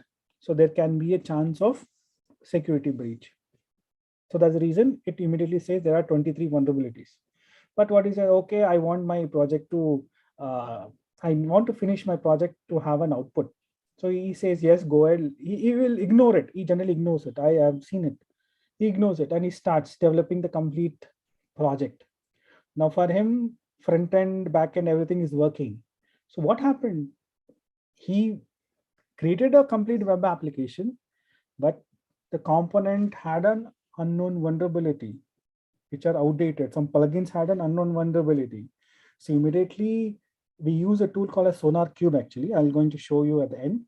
So what this tool does is it tries to look at all hierarchy of vulnerabilities with all plugins and all. Immediately your project gets failed. You have the front end, you have the back end, you have the complete flow working beautifully. It is working, but it gets failed unless you remove those vulnerabilities. And in industry, it is considered as a standard. If until the report Sonar Cube report says pass, then only you will be releasing the version. Okay, the complete components vulnerability. If they get failed, now what do? You need to remove that package. You need to update. Not if the updated package is not there, then you need to search for another. It takes time. You see this time taking. People tend to, because of time. Time is a key factor here. If you try to overcome that time, then you tend to create a faulty. And some organizations tend to have a defect ratio. There's a defect ratio which is probably 2 to 4% of defect ratio that can be accepted to release the product. But the outcome will be very crucial if your web application gains popularity. Okay, that's what the component platform-based exploits. Platform means you're not. This is it's about the host. Platform-based exploits means you are working with Windows pirated version. Now you never upgrade your Windows, so you are using the older one. Now certain tools that you are trying to use for development purpose, those are specific to those version. Generally people do that. I'm talking about freelance or people generally personal. If they want to use the system, you need to constantly you need to purchase licensed version and try to update, or else you will be prone to ransomware and okay. So these are the categorization or classification of web application vulnerabilities, okay, based on the way that you try to implement. So for this, see, now these are the things. Okay. Now, there's a hacker's mindset. Now there's a concept called as ethical hacking. Now, ethical hackers think in this aspect. as a hacker mind. They should have an hacker's mindset. Actually. Ethical hacking and a difference between ethical hacker and a hacker is vast. Like you're giving a permission to just test it out, what kind of attack is possible in this thing, and how can hacker can breach into it. You're giving a permission. So that is, getting a written permission is important. Getting a written permission and then trying to hack it, try to report it, or completely create a report. Where is the vulnerability and what is the threat and what is the process and the complete step-by-step stages which happen. Actually, what are the different stages actually? Steps, not stages, steps. So what do, you report it. So whereas a hacker is completely different, is motive. Generally, they both do the same work, but motive will be different. Okay. Like for example, you're going outside and you ask, suddenly you forgot your key. You misplaced, you locked your house and went outside and you misplaced your key. So what you'll do, you'll go to lock the person, the lock maker, ask him to come and make him to break the lock or break or undo whatever, so that you can gain entry.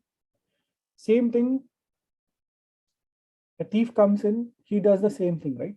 So that is the difference between hacker and ethical hacker.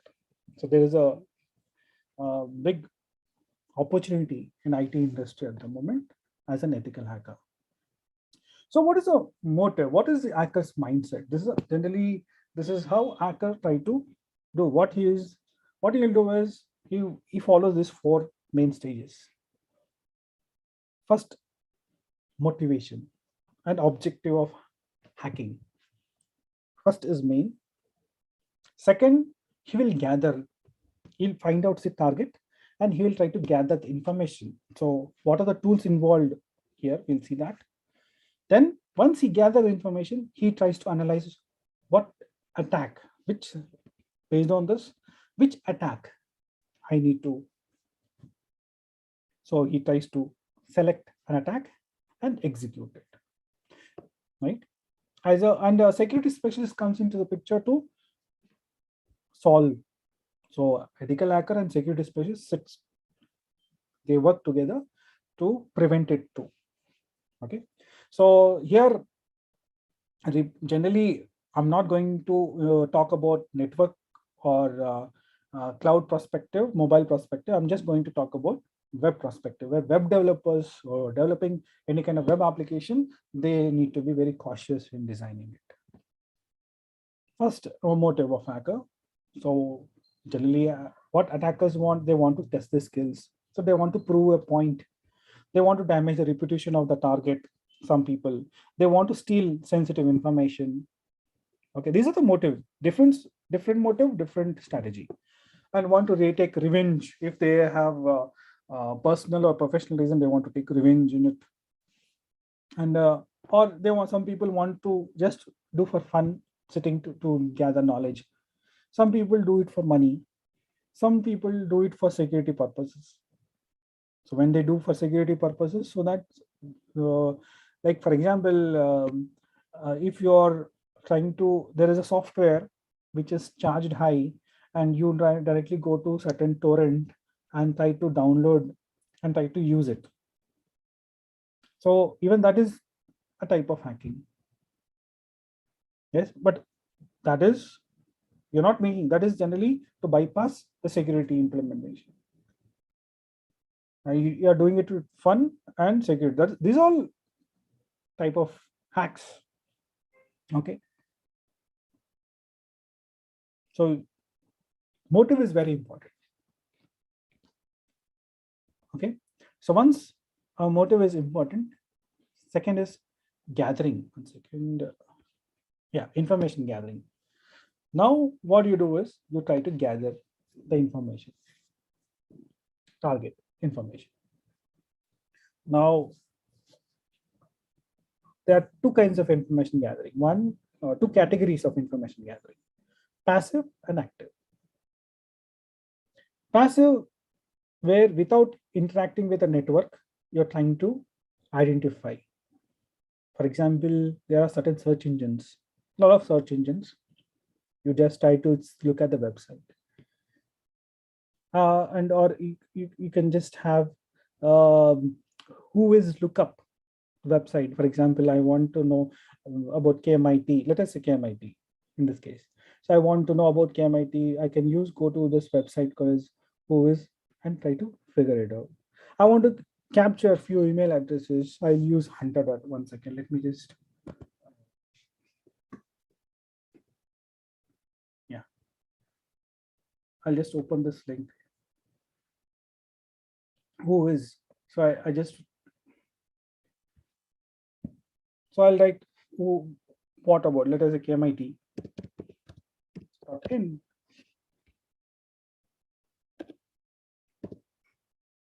I'll search. We'll get information about it.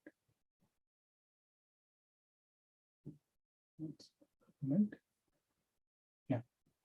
See, this is taken. And there's that. 1 second. This is domain, right? 1 second.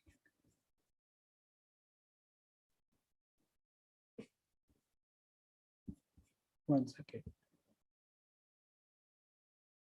Lookup. Sorry. Who is lookup domain names and searches? So okay, my tutorial. Let me search it. So actually, my system is completely secure. That's the reason it is having a few things. Take this down.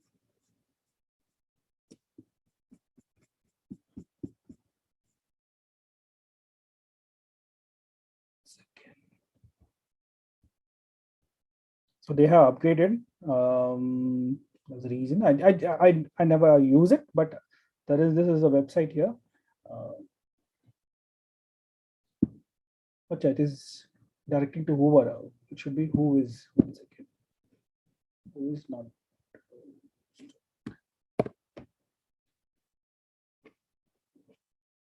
Okay, we'll see that in the next moment. I think I'll open another browser and show you. 1 second, let me open another browser.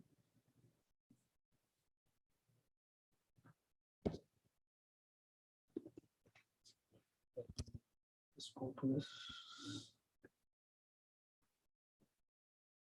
this Safari and all is a little bit active. I'm using the latest one, M1. So that's the reason it is somewhat secure enough. So let me just open this for a moment. Okay, let me just write kmit.in. I'm just gathering information. Yeah, kmit.in. There are 16 results here. So when I click on it, you see the email. There are many. You see, these are the emails. So where are these emails coming from? So this is how you try to gather information. This is coming from certain source. This is a source that email was there. So it completely find out. This is email searching for all the email. You can search your email or this is this is only for a free account, but when you log in and sign in, hackers do that. They spend money to get money, right? So this is how you find it out. I think your browser, you can just test it out. We'll get it. I don't want this. Right? Then this is about passive information gathering. Now, active information gathering is nothing but network scanning. You use scanners. Network like Nmap. Nmap is a network scanner which gathers IP addresses, port numbers, services, operating systems, and identifies what wall. Generally, Nmap is used when you are in their network. Example, I'll go to a shopping mall, or let us say KFC. There's a free Wi-Fi. I connect it and I use Nmap. Immediately, I'll get all the systems which are connected to that particular network, free IP network.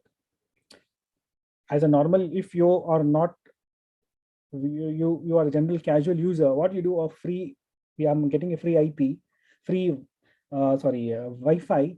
I just connect to that and try to watch video or whatever. So what I'll, as a hacker, what hacker will do is, he will try to use this nmap, and he will try to gather, and he will try to breach in your server.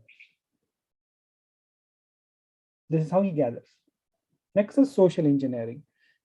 Social engineering is a key. Now everyone uses this, creating fake services, sending emails as a security specialist or IT developer or a financial manager, sending this fake website to the victim and gather. That is social engineering. So these are two ways to gather information: passive way and active way. Okay.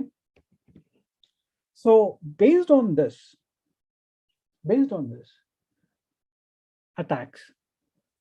Now attacker chooses whatever he wants. So I don't want to go in the hacker perspective. I want to just figure it out what industry standard has identified which attacks hackers are generally choosing to, based on their motive and based on their information gathering. What are the top 10 vulnerabilities of web application? What hackers are, well, because this is an organization. Open Web Application Security Project is an organization which is unbiased, and this project is contributed by many business and organization or security professional.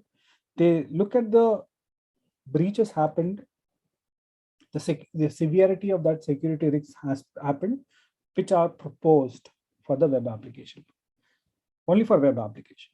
So these are the top 10. There are many, there are 25 vulnerabilities, but these are top 10 vulnerabilities or web vulnerabilities that was identified. The hacker were trying to inflict a website, a web application. So based on September 24th, September 2021, these list was given. First one is broken access control, right? Broken access control. What is broken access control? So we'll see all things here. Now, broken access control is nothing but bypassing the authorization. It's one of the major thing which users are trying to like, for example, now it's kind of inserting certain piece of code where they become a privileged user and try to hack it. A hacker tries to study that website and try to hack it. Generally, their motive is to expose this sensitive data, or they modify or destroy the data, or perform any network functions too. It's a holy grail. Okay, that's the reason this is the topmost. Okay, next is cryptographic failure. This is the second thing. Cryptographic failure, where encryption is exploited. This is generally happens in big companies, popular companies. I think Sony is a company which got affected with this APT, advanced persistent threat. Okay, it's a failure of secure data transfer and useful post-exploitation information. So this is how. So I just wanted to open. No, I will open that link. I have taken that points from there and I just add it as an image here. So this is crypto injection. It is related to infusing a hostile code like SQL code to a program, right? Changing the program execution and stealing the cookie identity, cookies or sessions, whatever. Generally, session is handled through cookies nowadays, so they steal these cookies. Injection is number 3. 4, insecure design, because this is the futuristic. If now this is where a lot of research oriented thing comes in. where the design aspect. This is very important for new applications. If what kind of framework you're working on. SolarWind was an example for this recently. Supply chain attack was that, right? If this is for the insecure design aspect. Security misconfiguration. This is generally when I talk about misconfiguration, it is about human errors, particularly. Lack of experience, time pressure, and login credentials. They use admin 123. Simple. So this is about lack of security controls and incorrect security controls. This is the key aspect for the security misconfiguration. Vulnerable and outdated components. That's what I was talking about. Outdated component. Like just now I gave an example of React app when you are trying to use certain plugins, certain live runtime components or libraries. Or you're using certain APIs which are outdated or which support vulnerable third-party plugins. Okay. Right, and you are using outdated, you're creating an app, the complete web application design using outdated operating system, where operating system had that vulnerability. Okay. So here, example, if one component is compromised, the complete web application, it comes down. That is the reason it is rated as number 5, top. And approximately 18,000 attacks on that, 18,000 different category of this vulnerable outdated component attacks per year happen, and it is ongoing process. Okay. Next is identification and authentication failure. Of course, when you see so you will be compromised with passwords. How? If like brute force attack, if your passwords are not kept secure, or keys like AWS key, what I was talking, where you are going to safeguarding that data, right? Session tokens, session hijacking. If you are not, means I'm not talking about you, it is an application. You means your application is not having that proficiency to store or handle encrypted session tokens. Right? Now, how can it be solved? It can be solved by multi-factor authentication, by protecting username and password at the same. So all these things. So this is how. So this is in top 10 means people are still need to be educated. Okay, need to be educated by how do you protect username and password, all these things. So software and data integrity failure. This is this is linked with the component based, right? Because plugins, if you're using an untrusted plugin, now this is not a vulnerable, which is of course you are using a plugin which is safe and secure at the moment, but it cannot be trusted. So if you're using that, what happens? Immediately the plugin what you try to use, it tries to compromise complete software. Right? Like how WordPress recently. So recently there was a plugin. There is a plugin access. App has an access to plugins. Right? Now anybody can post their plugins there. Excesses, somewhat of excesses attack there. So anybody can post their plugins. And when you click on that plugin, some untrusted or your system goes boom, unwanted, without your control, or malware, anything. This goes on, and these plugins, because when you are installing, you give permissions to install. So when you give permissions to install, of course your virus will ask you, this is an untrusted plugin, do you want? So you bypass that. You say, okay, I want, because it is WordPress is providing you. it might be very useful to me. So you click OK. So done. Next is security login and monitoring failure. Now this is also very important. Why? Because this happens for mobile when you are designing web and mobile based applications where improper. Now there's a new attack where security you cannot log those things because security logging happens when it is monitored, when it is identified. Intrusion identification, IDS, we install intrusion detection system, or IPS, intrusion protection system. So that based on the rules, we'll provide a signature of an attack there, then only it is monitored.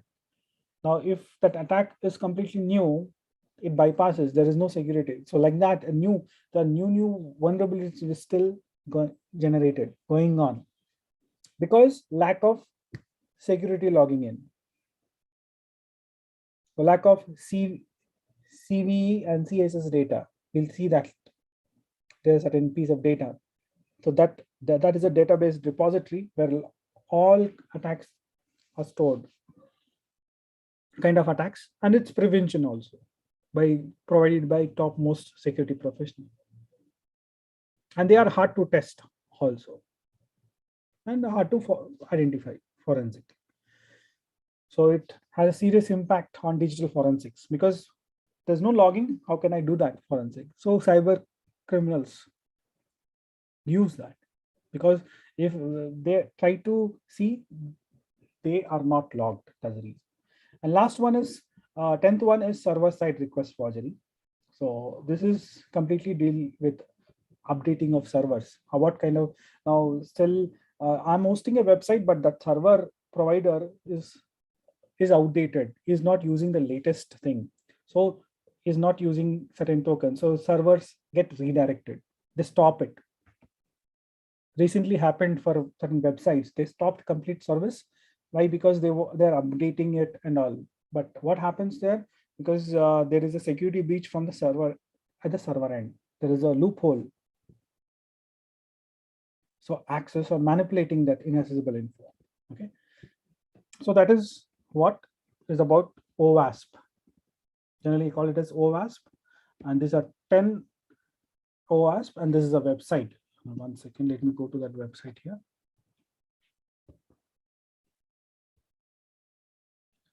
So this is a website where you see this. This is all top 10, what I was discussing. You can just click on it, you see. You can go, there's an overview, description, and how to prevent it. It's all completely, you need to have a knowledge-based design, right? So you see this is a type of CW where you can see what was the attack. You can just look at it. Let me open that, takes time. Yeah, this was the nature of attack. Consequences, what consequences happened. See, you see this, the scope of this consequence based on 3 things: integrity, confidentiality, and availability. These are the 3 key pillars. So main consequences is about to protect these 3. Okay. CWE means common weakness enumeration. So yeah, let's come back. 1 second. I think one more thing I wanted to show you there. And this also provides you certain notices, information. If you are cyber security, if you are trying to see the future aspect of cyber security, or it is common now. Now every company wants you to follow these guidelines, OWASP guidelines, as a developer. As a researcher or a developer, you need to follow. There is nothing you can't bypass. You need to follow this and you need to adhere. Okay, maybe from the data scientist perspective or ML machine learning implementation to cybersecurity or creating a website with AI ML too. Okay, blockchain, or everything need to adhere these issues. I think let me just open up. There are certain tools provided by this organization who are stop 10 here. 1 second. If we go, so there are certain projects or tools. So one of the tool is Zen Attack Proxy, which identifies. So I'm going to show you that as a demo. See, this is, I think for every developer, you need to have this when you are trying to check it out. Check your application, what you are developed and deployed. So you can download that Zap. It's a proxy tool which actively checks the type of vulnerabilities your project has. So let me open that 1 moment. So yeah, this is a tool that I have installed. Okay. So what I'll do is, see, already I was just checking. So I was working on one project, and actually this is this project is also given by OA to check, to learn about it. So this is available. You can just go to Google and search for Boget, you will get it. So what I did is I have deployed on Docker. 1 second, this is running. Yeah. So what I did is I downloaded and deployed this project on Docker. Okay. So 1 second, let me just show you what this website looks like. Yeah, this is the simple website, which is done with PHP and other, right? About us, contact us, and a simple site where there's no much GUI involved in it, but there are vulnerabilities. Okay, so let us say you have deployed it on your server. Basically, it is a Java project. So it is working on Tomcat, right? So now what I do is I want to scan this. So I'll just download that proxy, OASP Zap proxy. I'll provide URL and try to check I'll try to attack it. So you can be specific if you want all, you can all. If you want to be specifically attacking only API or spider attack or active scan, it is up to you. So I'll try, if I'm attacking all complete URLs, so it is trying to see, it is trying to attack all files. Okay, now it is actively scanning. So whenever you try to change and deploy again, this will scan immediately. Okay, so let me see what are the alerts. So these are the things these are the vulnerabilities. X-frame, I was talking about it. So I'll just see, where is that? Yeah, this is the medium and this is the description of the vulnerability. 1 second, let me just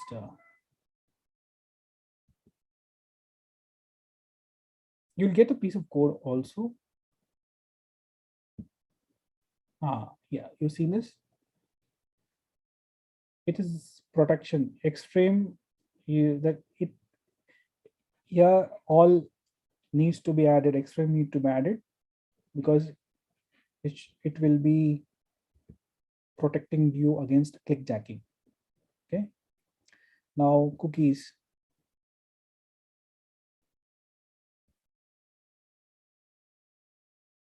Cookies has to be set with HTTP flag only.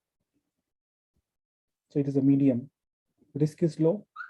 So all these things, low risk, medium, all are as per the compliance of this OWASP standards. It is looking at all the CV centralized database and trying to show you. And there's a description what it is going, what will happen.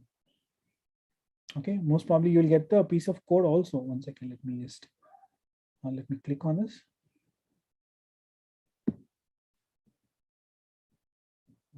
Red curve.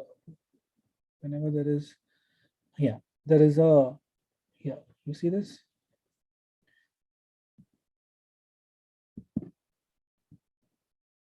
Okay, it is opening here. 1 second.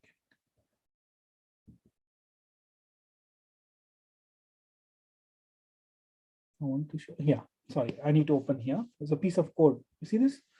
So this file, there is a encryption.js file you're trying to load. So there is an issue. Okay, it immediately highlights that. Why? The timestamp was disclosed by the application server. So that is not correct. Yeah, somewhere I'm using timestamp was disclosed by application server. It's a passive timestamp disclosure. So you are relying on the timestamp of the server. I think this encryption.js is doing that. So that's how you try to fix, how try to identify, scan and identify. So let me stop this. I think it is actively scanning it. You can just stop for a moment. It is going to scan complete website. Okay. So this is how you use this tool, OWASP. Let me close. I'm just shutting down server database. So there are a lot of other tools. You can just look at this guideline and see it. And this is what every developer needs to have. Next, let me just show you a demo of SQL injection. So already have recorded it because for me only half an hour, so it is time bounded. So what I'll do is I'll just play the video. I'll just play. So this is a simple project which I've created. Okay, so most probably let me run this. So this is a simple Java based application, right? Mostly it is going to take username and password as a login, and then I'm trying to validate that. So this is a general application here. So I'm using a simple SQL statement where select start from login. Those are the things which I have created this application. Let us say I'm working on this is a test application. So it is working on Tomcat. Let me start the server. So once I start the server, this is the application I get. Okay, so this is how the application. So what I'm going to do is I'm going to talk about SQL injection. So what is SQL injection? So here I'm going to bypass this login, the first one, user authentication. Now, so what I'll do is this is the standard which has been there. So I'll use this particular SQL injection standard in this database, one of the CEV. This particular thing is there. So I'm going to use this particular way to enter in. This is an SQL command actually. Whatever after -, everything is considered as comment. Okay. So what I'm going to do is I'm going to just clear it. So I'm going to copy that and paste it here, and password because anything after that it is a comment. So what happened? See, I didn't provide any username password. I was able to log in. So let me just I have just logged it. Let me copy that and paste it. This is the SQL which was. See what happened? Username is empty or 1 is equal to true, and after that everything is commented. So immediately what happened? It is true, so immediately logged in with the latest user. The info what you saw was from the latest user, the last user. Okay, this is how the attack. This is how I bypassed. It's a simple one, but for the students and all, I'm just showing you what is this SQL injection actually is. So now what is the difference? As a developer, I want to defend this. I don't want this, right? So I'll use, instead of statement, if I'm working on Java, I'll not use statement. I'll use prepare statement, right? Instead of statement, I'll use prepare statement here. So let's look at it. So prepare statement is nothing but you just use, instead of directly writing the username and password and embedding into a string, I use a scanitizer. So the way how I use prepare statement scanitize, or what it does, it adds if you're writing any symbols or anything, it immediately scanitize scanitization, and it adds a colon to every symbol if the user is trying to add it. Like first question mark is related to name, so I'll write name there, and then copy paste.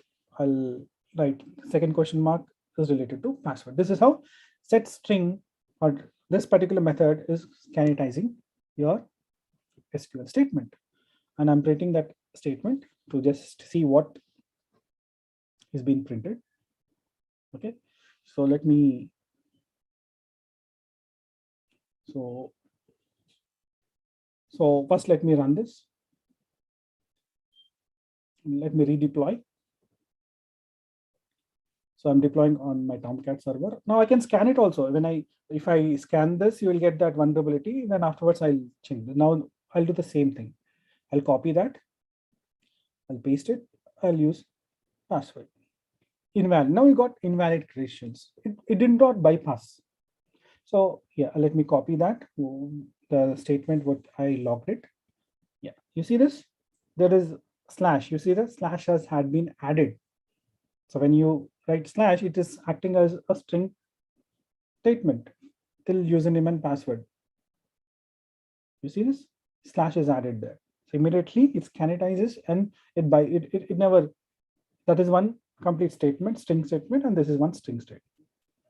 So this is how SQL injection works. This is how we protect. So this is a simple example of bypassing a login. Okay,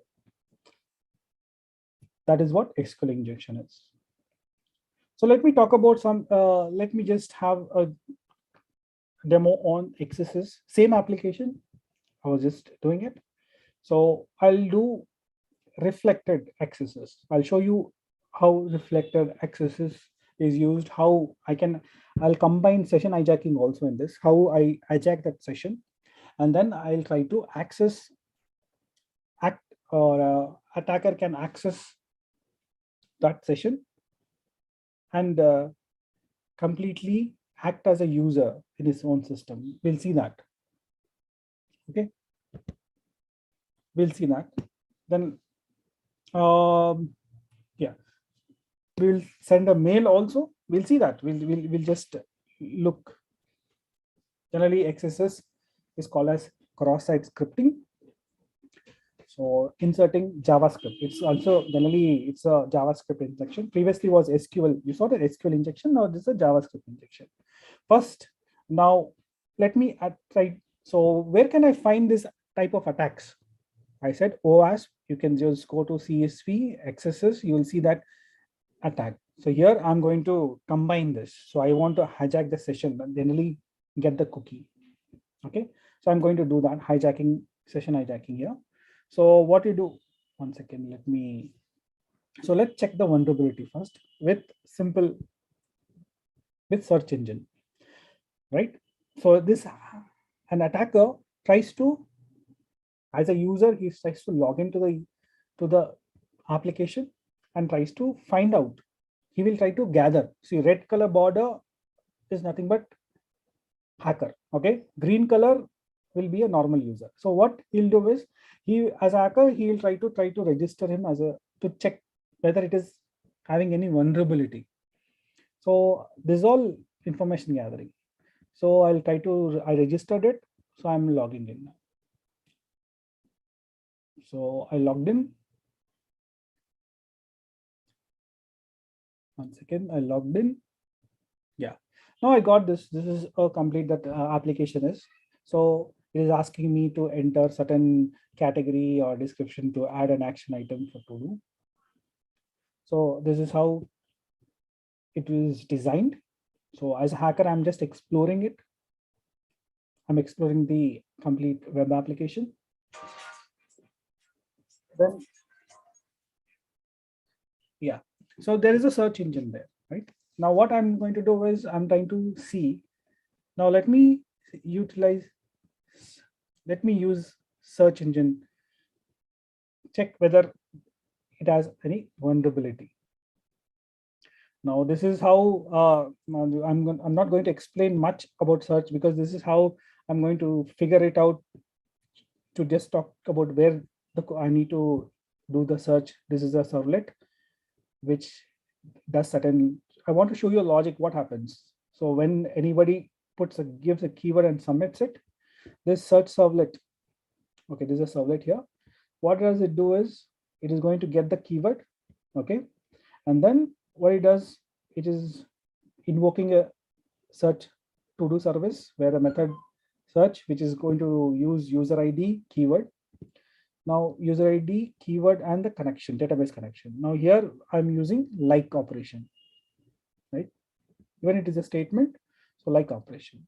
So what I'll do is, so this is how to-do list has been displayed onto the search. This is how the list is displayed once you search. This is the JSP file, which is the front end, which is trying to show you what keyword was searched and how many search results was obtained. So this is how we do it. Okay, so what I'll do is I'll search for one, that is a unity. There's one category, it was one unity, one to-do list, right? I searched for that. So what I'll do is now I'll try to write a JavaScript. This is how I'll try to write a JavaScript and see whether an alert box pops up. Because, yeah, why? Because it is reflected. You see, because of this particular search, which is trying to print the keyword, right? I'm writing the keyword here and it is trying to print the keyword. It is reflected. So I found this vulnerability. Okay, I got this. This is called, I'm able to insert excesses. So I'm able to get it. So what I'll do is, now if I try to write this link, see, I'll see whether can I get the session. Session is stored in the cookie. So can I, yeah, like that, I'm going to get the session ID also. Now, if I try to send this link via mail, user, if this to-do application is popular, if the user tries to click in the mail, the session is stored in his DOM, because like Facebook, if you want fast way to access, you store it, right? Store it in you store it in a server and as a cookie. So next time it will be very fast enough to open it. So what I'll do is I'll send a link. Okay, I'll send a link in such a way that through when he clicks on it, URL, even this app will open and this script is already executed. Because I found out this. So what I'll create this URL where the keyword is this thing. You should go to that search to do, because I identified the path. So it is searched. So path is already displayed in the URL. That's how I identified. So if now what I'll do, I create a URL and I will encode that URL here. I'll encode that URL. See how I encode is so that user, see if this is encoded like this, user will not understand there is a script there. It will like percentile blah blah blah. You might have seen, right? Like this is called URL encoding. So to just confuse a user so that he doesn't know if that user is a little bit of developer, he should not know that it is a script. So this is the URL. So what I'll do is I'll try to see when I kept copy pasted on the URL directly, I able to execute that. Okay, this is how accesses vulnerability through URL. Now what I'm going to do is I'm going to create my own hacker is going to create his own server where he can capture these session IDs. If anybody clicks on my link, which I will send through email, if they click on it, I'll get it. So let's capture it. So what I'll do is, as a hacker, I'll use PHP. So I've already designed it. So this is a PHP simple. So it is going to log all the cookies, okay, and it will display page under construction. Okay, this is how I tested it, and this is how I captured my own cookies. Okay, 2 cookies were captured. So let us, now what I'll do is, let me try to test it and execute that through URL, whether that is working. So what I'll do is, 1 second. See the location, I'm redirecting it to this location, amazing.php, in that URL itself. And in that, I'm trying to gather what session cookie. So I'm redirecting. This is script. The keyword is equal to, this is all complete keyword. This is a script which is redirecting and gathering the document cookie and sending to that localhost 8088. So the original application is working on 8080, and duplicate application is working, another hacker's application is working on some other port, PHP server. So what I'll do is I'll copy that and I'll just encode it. I'll copy this encoded thing and I'll replace here the keyword so that they will not know whether I'm using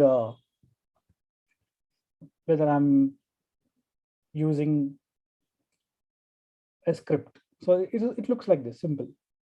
We can encode that cookie thing also, but for your understanding, I don't want to go the complex way.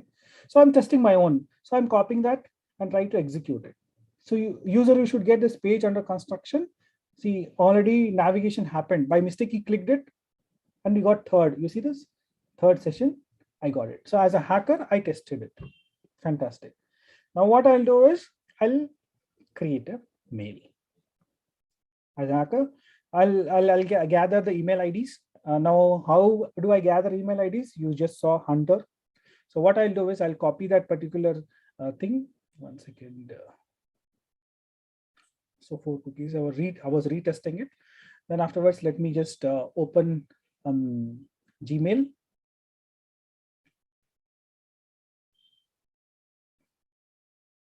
Yeah, let me open a Gmail here. So what I'll do is I'll figure out the users, whoever user is, and I'll write a subject, whatever, exciting offer of 5%, 10% or whatever.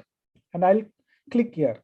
I'll add link. I can add as an image also. So image is more intuitive. 70% discount, something.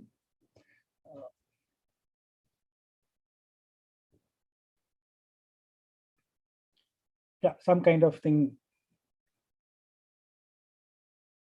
Okay, click here. So I'll attach it as a link.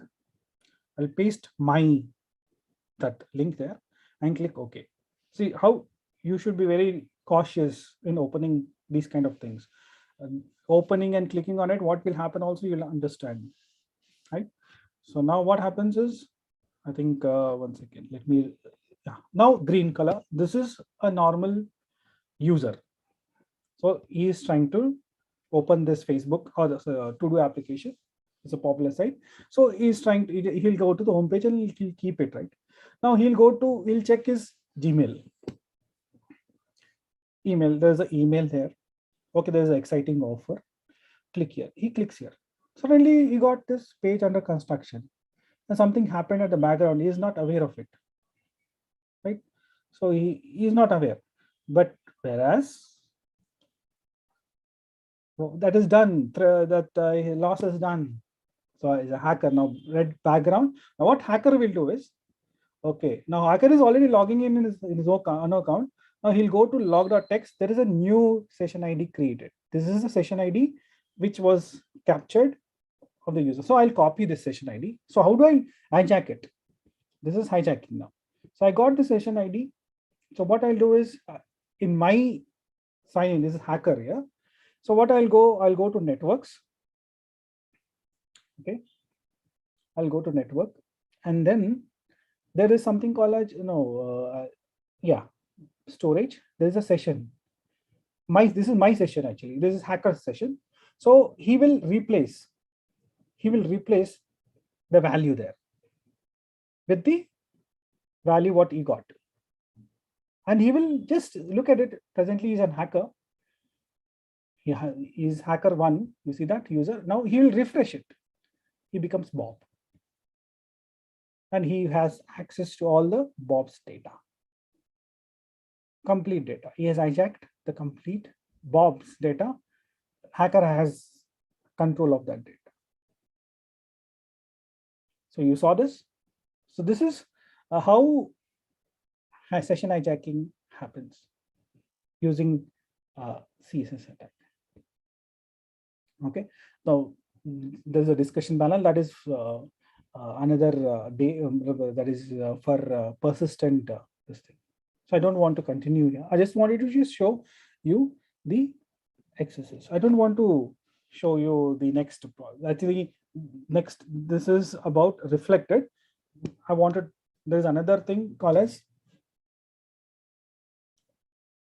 stored or persistent accesses. Okay, so I just stopped this. So, yeah, so this is the demo of accesses, reflected accesses. Okay, and last one, and I want to just show you the demo of browser attack. It's called beef attack. A beef attack is nothing but this is not the developer perspective. Now, this is about a hacker who generally uses ready-made tools and try to attack browsers to capture. Now, this is like clickjacking. Now, cloning, CSI, yeah, cross-site request forgery. This is a part of a browser attack, cross-site, where I am not creating a link there.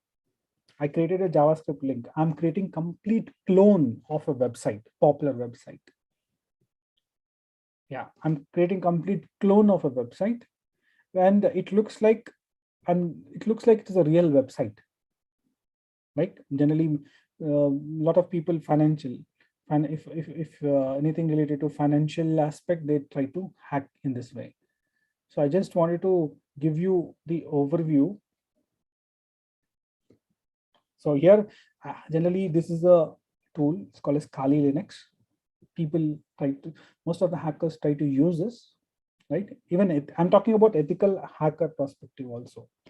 So this is for only for your understanding, right? One second. Yeah, this is only for your understanding to show you how to clone and how it will affect.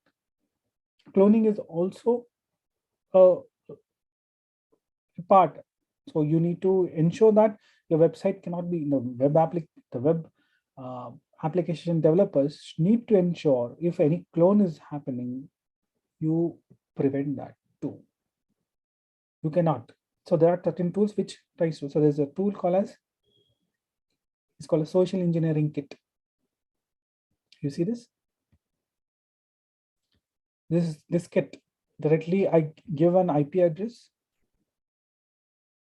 for attacking, and it is asking which URL do you want to clone. So I'm working on a company called as Telepadam. So I have a permission. I just want to know, it can be any, even Facebook also can be cloned. So this is this thing. It is a popular telescope, a tool. So what I'll do is because it is popular, I'll try to clone it. I clone it, and then I'll enter the clone. The cloning has happened, and you got that particular thing. Now it is cloned in this IP address 192.168.0.1. So it is working on port number 80. So I'll test it now. Did it clone completely? So 192.168.0.116/8080. So got it. This is the clone. You see that how easy it is to clone complete A to Z with a fraction of seconds. And I'll save that complete file in a folder. There's a complete file in a folder so that I can attack a clone. It will only clone the front end, not the back end, of course. It will only clone the front end. Now the normal user, when I send this cloned website link, he will open and he will try to give username and password to log in, right? That is the idea. Okay, so these are social engineering tools. These are the tools. This is a tool which is there. You can. This is how hackers use it. And if you want to have the career in ethical hacking, should be your mindset. Okay, so how fast I cloned it, and I can use it for my as a hacker. He can use it for his money making purposes of discounts and all. Well, if you see Amazon, but it is not coming from Amazon. When you click, it opens like Amazon. It is not Amazon. It opens like Amazon. It's not Amazon. So what they will do is now the clone thing, because you have opened it, the JavaScript gets executed in the background. So what I'll do is, so this is a clone website. So what I'm figuring out, where should I write my JavaScript? So I'll write one JavaScript code there.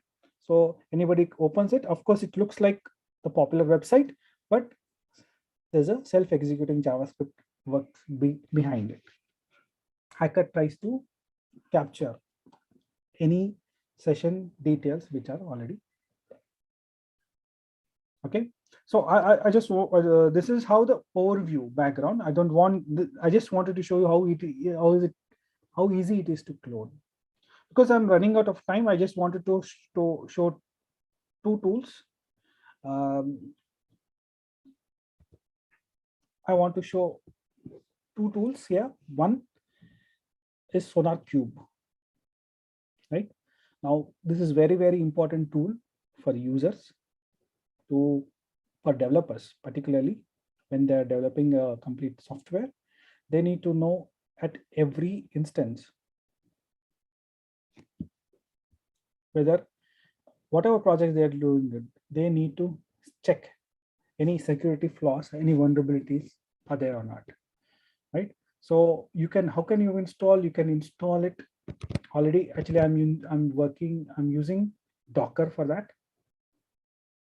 Let me Docker dashboard here. So I just wanted to show you this. So what I'm doing is I'm running two containers here.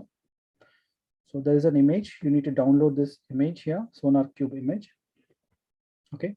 So where you find this image, you can just go to, let me open browser. Just open Doc Hub. Sonar Cube.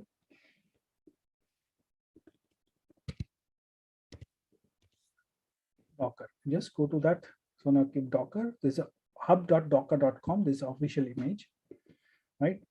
For a developer, this will find out all the vulnerabilities, even code smells. Code smell is nothing but flaws in code, algorithm, or any kind of. So that is called as code smell. So you can just pull this, and there are step-by-step process given for you to build and install Docker. So I have installed it, and I think it is working on port number 9. 1 second. Yeah, localhost. Yeah, 9090.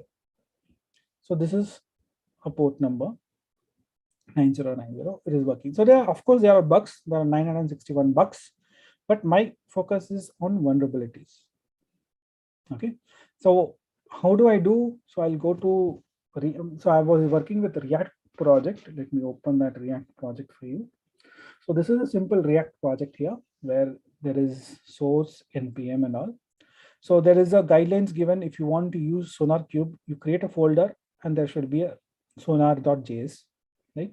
So you can just copy this complete thing is given in the documentation of Sonar Cube. You can follow that, and where we need to host this, we need to provide that location, and this token is it is a unique. So this token is linked with this. This token is linked with the project here. This project, when you see the project here, the project is linked with this token. If you see project settings,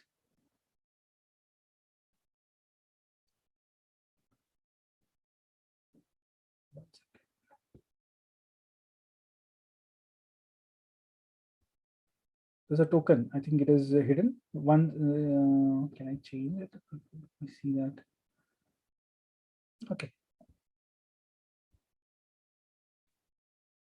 No, I can't, because when you create a new project, you will be asked to connect to a token. Let me tell you how. If I click on create new project, I want manually create it, right? So I'll just tell you demo. Just set up. So it is asking which tool. So it is locally. So it is asking, please provide token. Now I just write, let us say test demo, and I'll generate the token. This is the token which your Sonar Cube has created for you. You copy that token. Let me copy the same token, and I'll just go to my this thing and I'll replace this token here. This is how it is identified. This is React project. Now once the token is done, now once you see, when you continue, okay, so when you go to projects, see, so still there's no, because it is not being deployed, I'll deploy. This is how easy it is to integrate, right? So let me, demo is empty here, and this is already, so let me just integrate it. Let me run this. So let me just open this packaged, go to integrated this thing. Yeah. So npm. Okay, I'll write it. So I need to, let me go to package.json. I created npm sonar. I want a npm run sonar.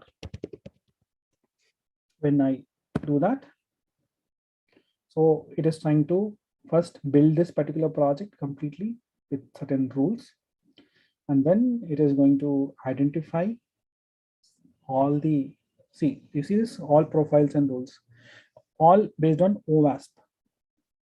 Okay, so it is going to analyze the complete project.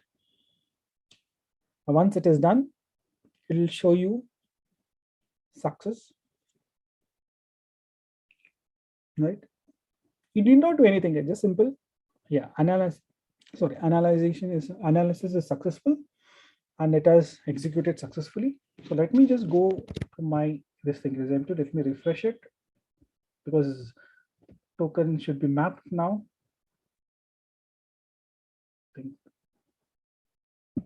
Let me, one second, let me just,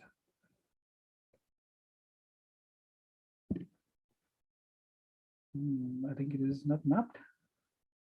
Let me, okay, project main branch is not analyzed. Why main branch? It's local.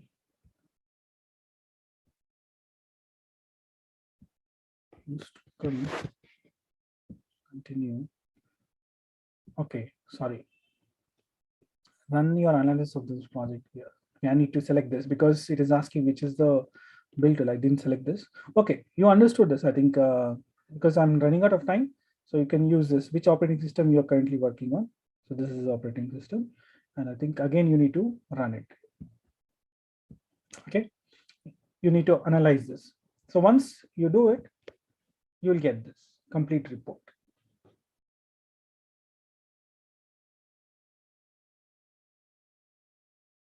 Well, what happened? 1 second, let me refresh it. Yeah, new code, because I've not executed it. So this is the old one. So vulnerabilities, right? So it shows how secure, how critical, how minor, or how major the vulnerabilities are. Okay. So I hope you understood this thing. I want to show you the, there are a few security issues like weak seizing. It is a weak cryptography. Yeah, we can't use if you're using random. There's no data security here. You're using random, so don't use it. That's the meaning of it. But it is okay. It's not high. When you see high, then we'll try to check it. So I have other few projects which were already there. Like, for example, let me open the projects here. So all these projects based on CSS, Java, Kotlin, this Sonar Cube is used for all languages. Okay, so here, let me select one project here. Let me just select Python. Okay, anything, any project, let us say Java. So overall code is 82%. There's a 4 test cases. No, this was small hello world kind of thing. So there are no bugs, no vulnerabilities. So you can click on this security report. So what it checks all this: buffer overflow, SQL, the categories what I was talking about. You see this, all these categories. And there's a OWASP top 10. Of course, it checked for injections and all. So it did not found. So it is A means acceptable, A rating. Okay,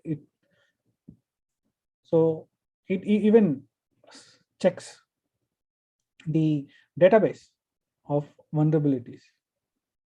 Okay, so this is how Sonar Cube is used for development environment to identify any security issues or hotspots to it. Okay, so you can run online or you can run locally also. Okay. Actually, already I'm past time. So actually, I just wanted to show you another thing. That's the reason I'm just, okay, I've already shown this OWASP scanner. And I want to show you this thing. So for learning and practice, I want you to just, there are two ways. One, there is a web code.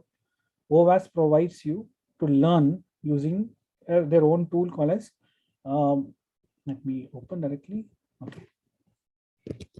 There's a tool already called as webgoat. You can install it on Docker and try to execute it.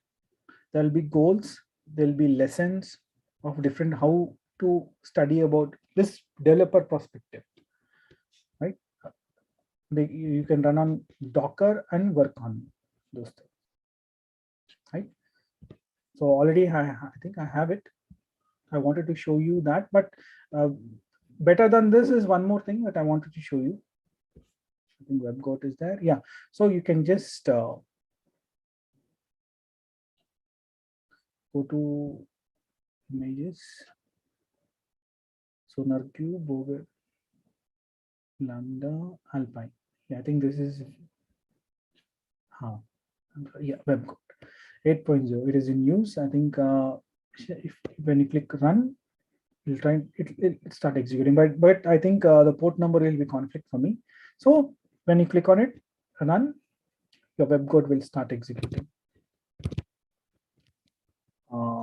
So you can test it using webgoat. There are different lessons here. So you'll have this 8 lessons. You see this SQL injection, you can test it at all. There's one more, and there is one more called as, I'm not promoting, but it is a wonderful thing. It's called as try hack me. And you just go to room OWASP top 10. Don't go to any other room. Just go to that room, OWASP top 10. So here you'll be logged in, right? So there'll be certain tasks to learn. Even there is a learning mechanism.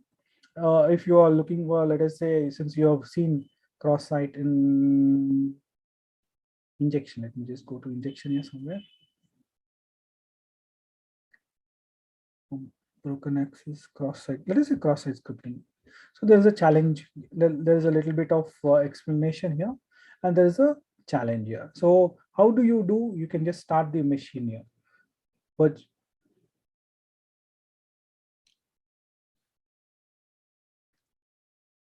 yeah, you can start this machine.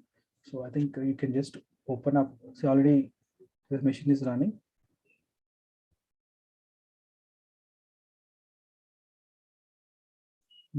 So you can just open up this virtual machine. You'll have a virtual machine running, and you can just complete those tasks. I think.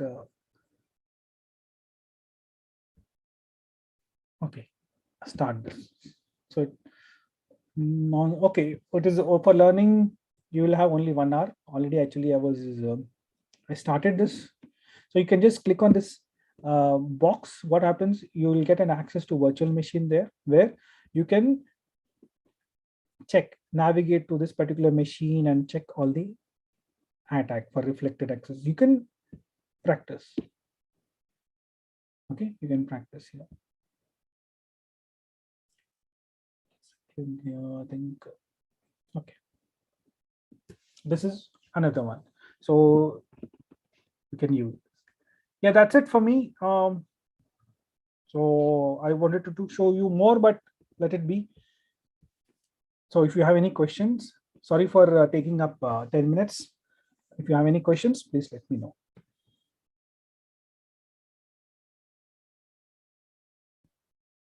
Yes, Sandeep, I'm done. Yes, sir. Participants, if you are having any questions, you may unmute your mic and ask the queries.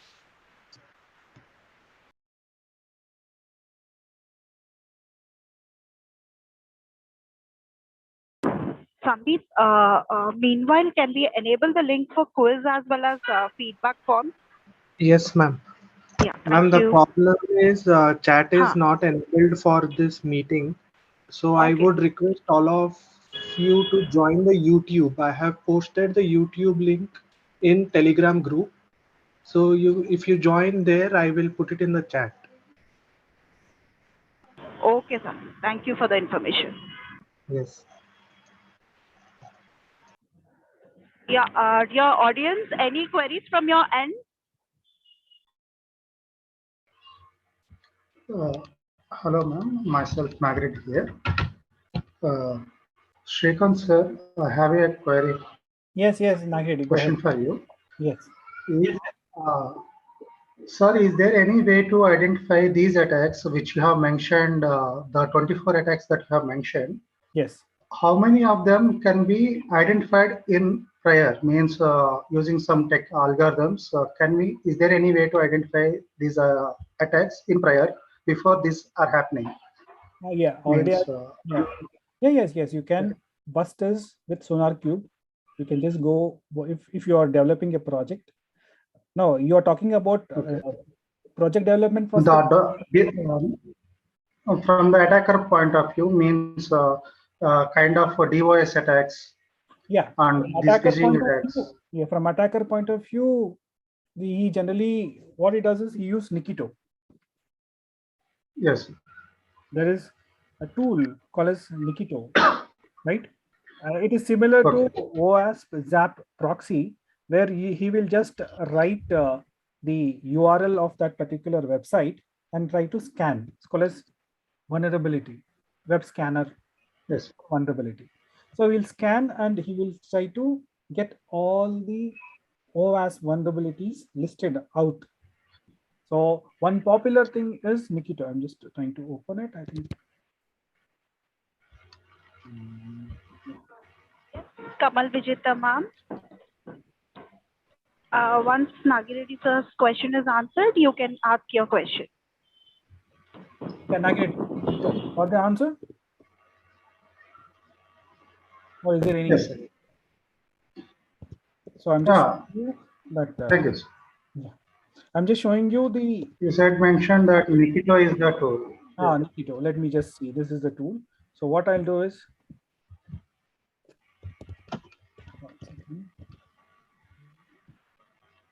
Nothing gone.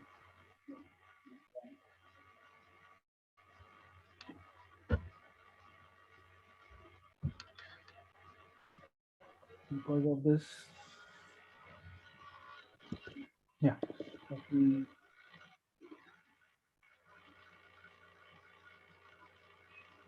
go to web. Yeah, web application analysis, web vulnerability scanner. And then using this, then I'll just. Yes. There is something called Nikito. So here, what I'll do is, now I'll just type, let me just write Nikito. Yeah. Help. So what So see, you see this? They have a payload here. 1 second, let me. So there are different scanning tuning. You see this? If you want to find out whether SQL injection and or any file upload, any kind of mechanism, any kind of web service threats or any kind of threats can it poses. So I'll just provide that URL. That is a google.com. I can't. That is a kmit.in. I just wanted to see whether SQL injection is possible. I'll enter. So what it does is it first checks what is IP of that particular kmit.in. This is IP. Okay. And it is working on Lightspeed server. You see this as a hacker, as a ethical hacker. This is how hackers' mindset is. Okay. So he will get all details, or whatever XSS, or it may be any SQL injection and all. He can get it. Okay. So I hope you got that, right? Sir, yeah, I got the answer, and I have one more question, sir. Yes. Sir, is there any way to limit the number of requests from a user, means based on his IP address? Is there any way to limit that number of requests from that particular user so that we can avoid these DOS attacks? You are talking about a prevention aspects, right? Yes, sir. Yes, we Yes, have. sir. Yes, we have. See what happens. That deals with network security. So what we'll do is, so network security, what it does is it tracks number of time means from that IP, how many same request is coming. What is the difference between the same request? The time limit. It is in a fraction of nanoseconds. Immediately that IP address and the machine MAC address. Mostly every machine will have a unique MAC address. So immediately that machine MAC address. That will be targeting the MAC immediately. That any request from that machine is stopped. So as a hacker, he can't just large infrastructure to purchase another machine. So like that we can. Yes, sir. Yes. Okay. Thank you, sir. Okay. So any other question?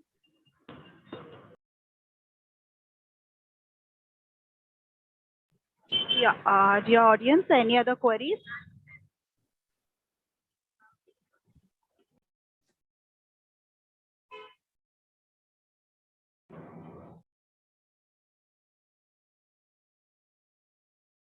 All right, so shall we conclude it?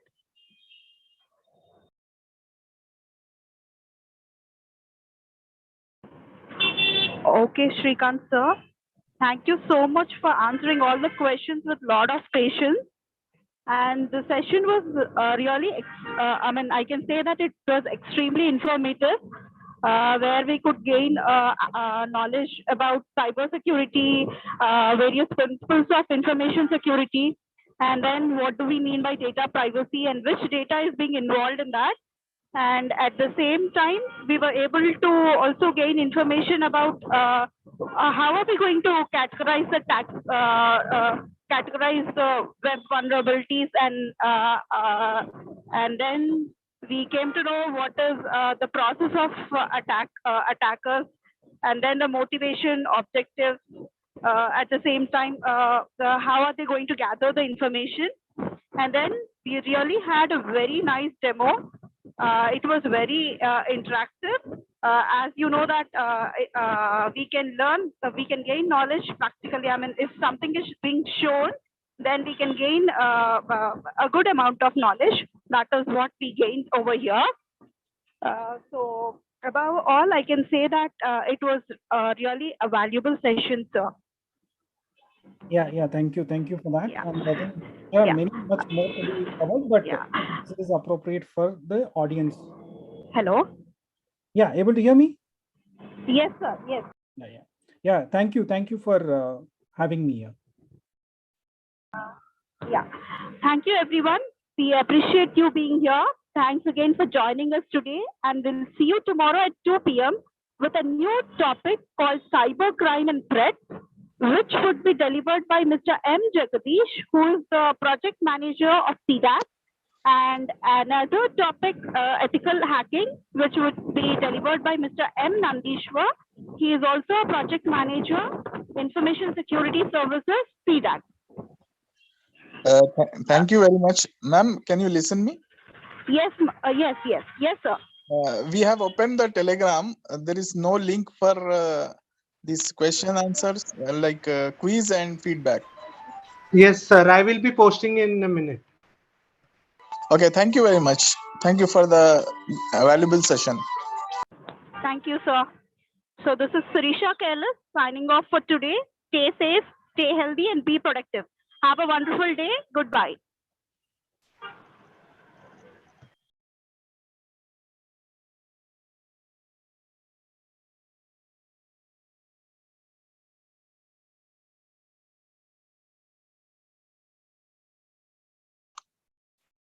Ma'am, can you please share the Telegram link once again? Yes.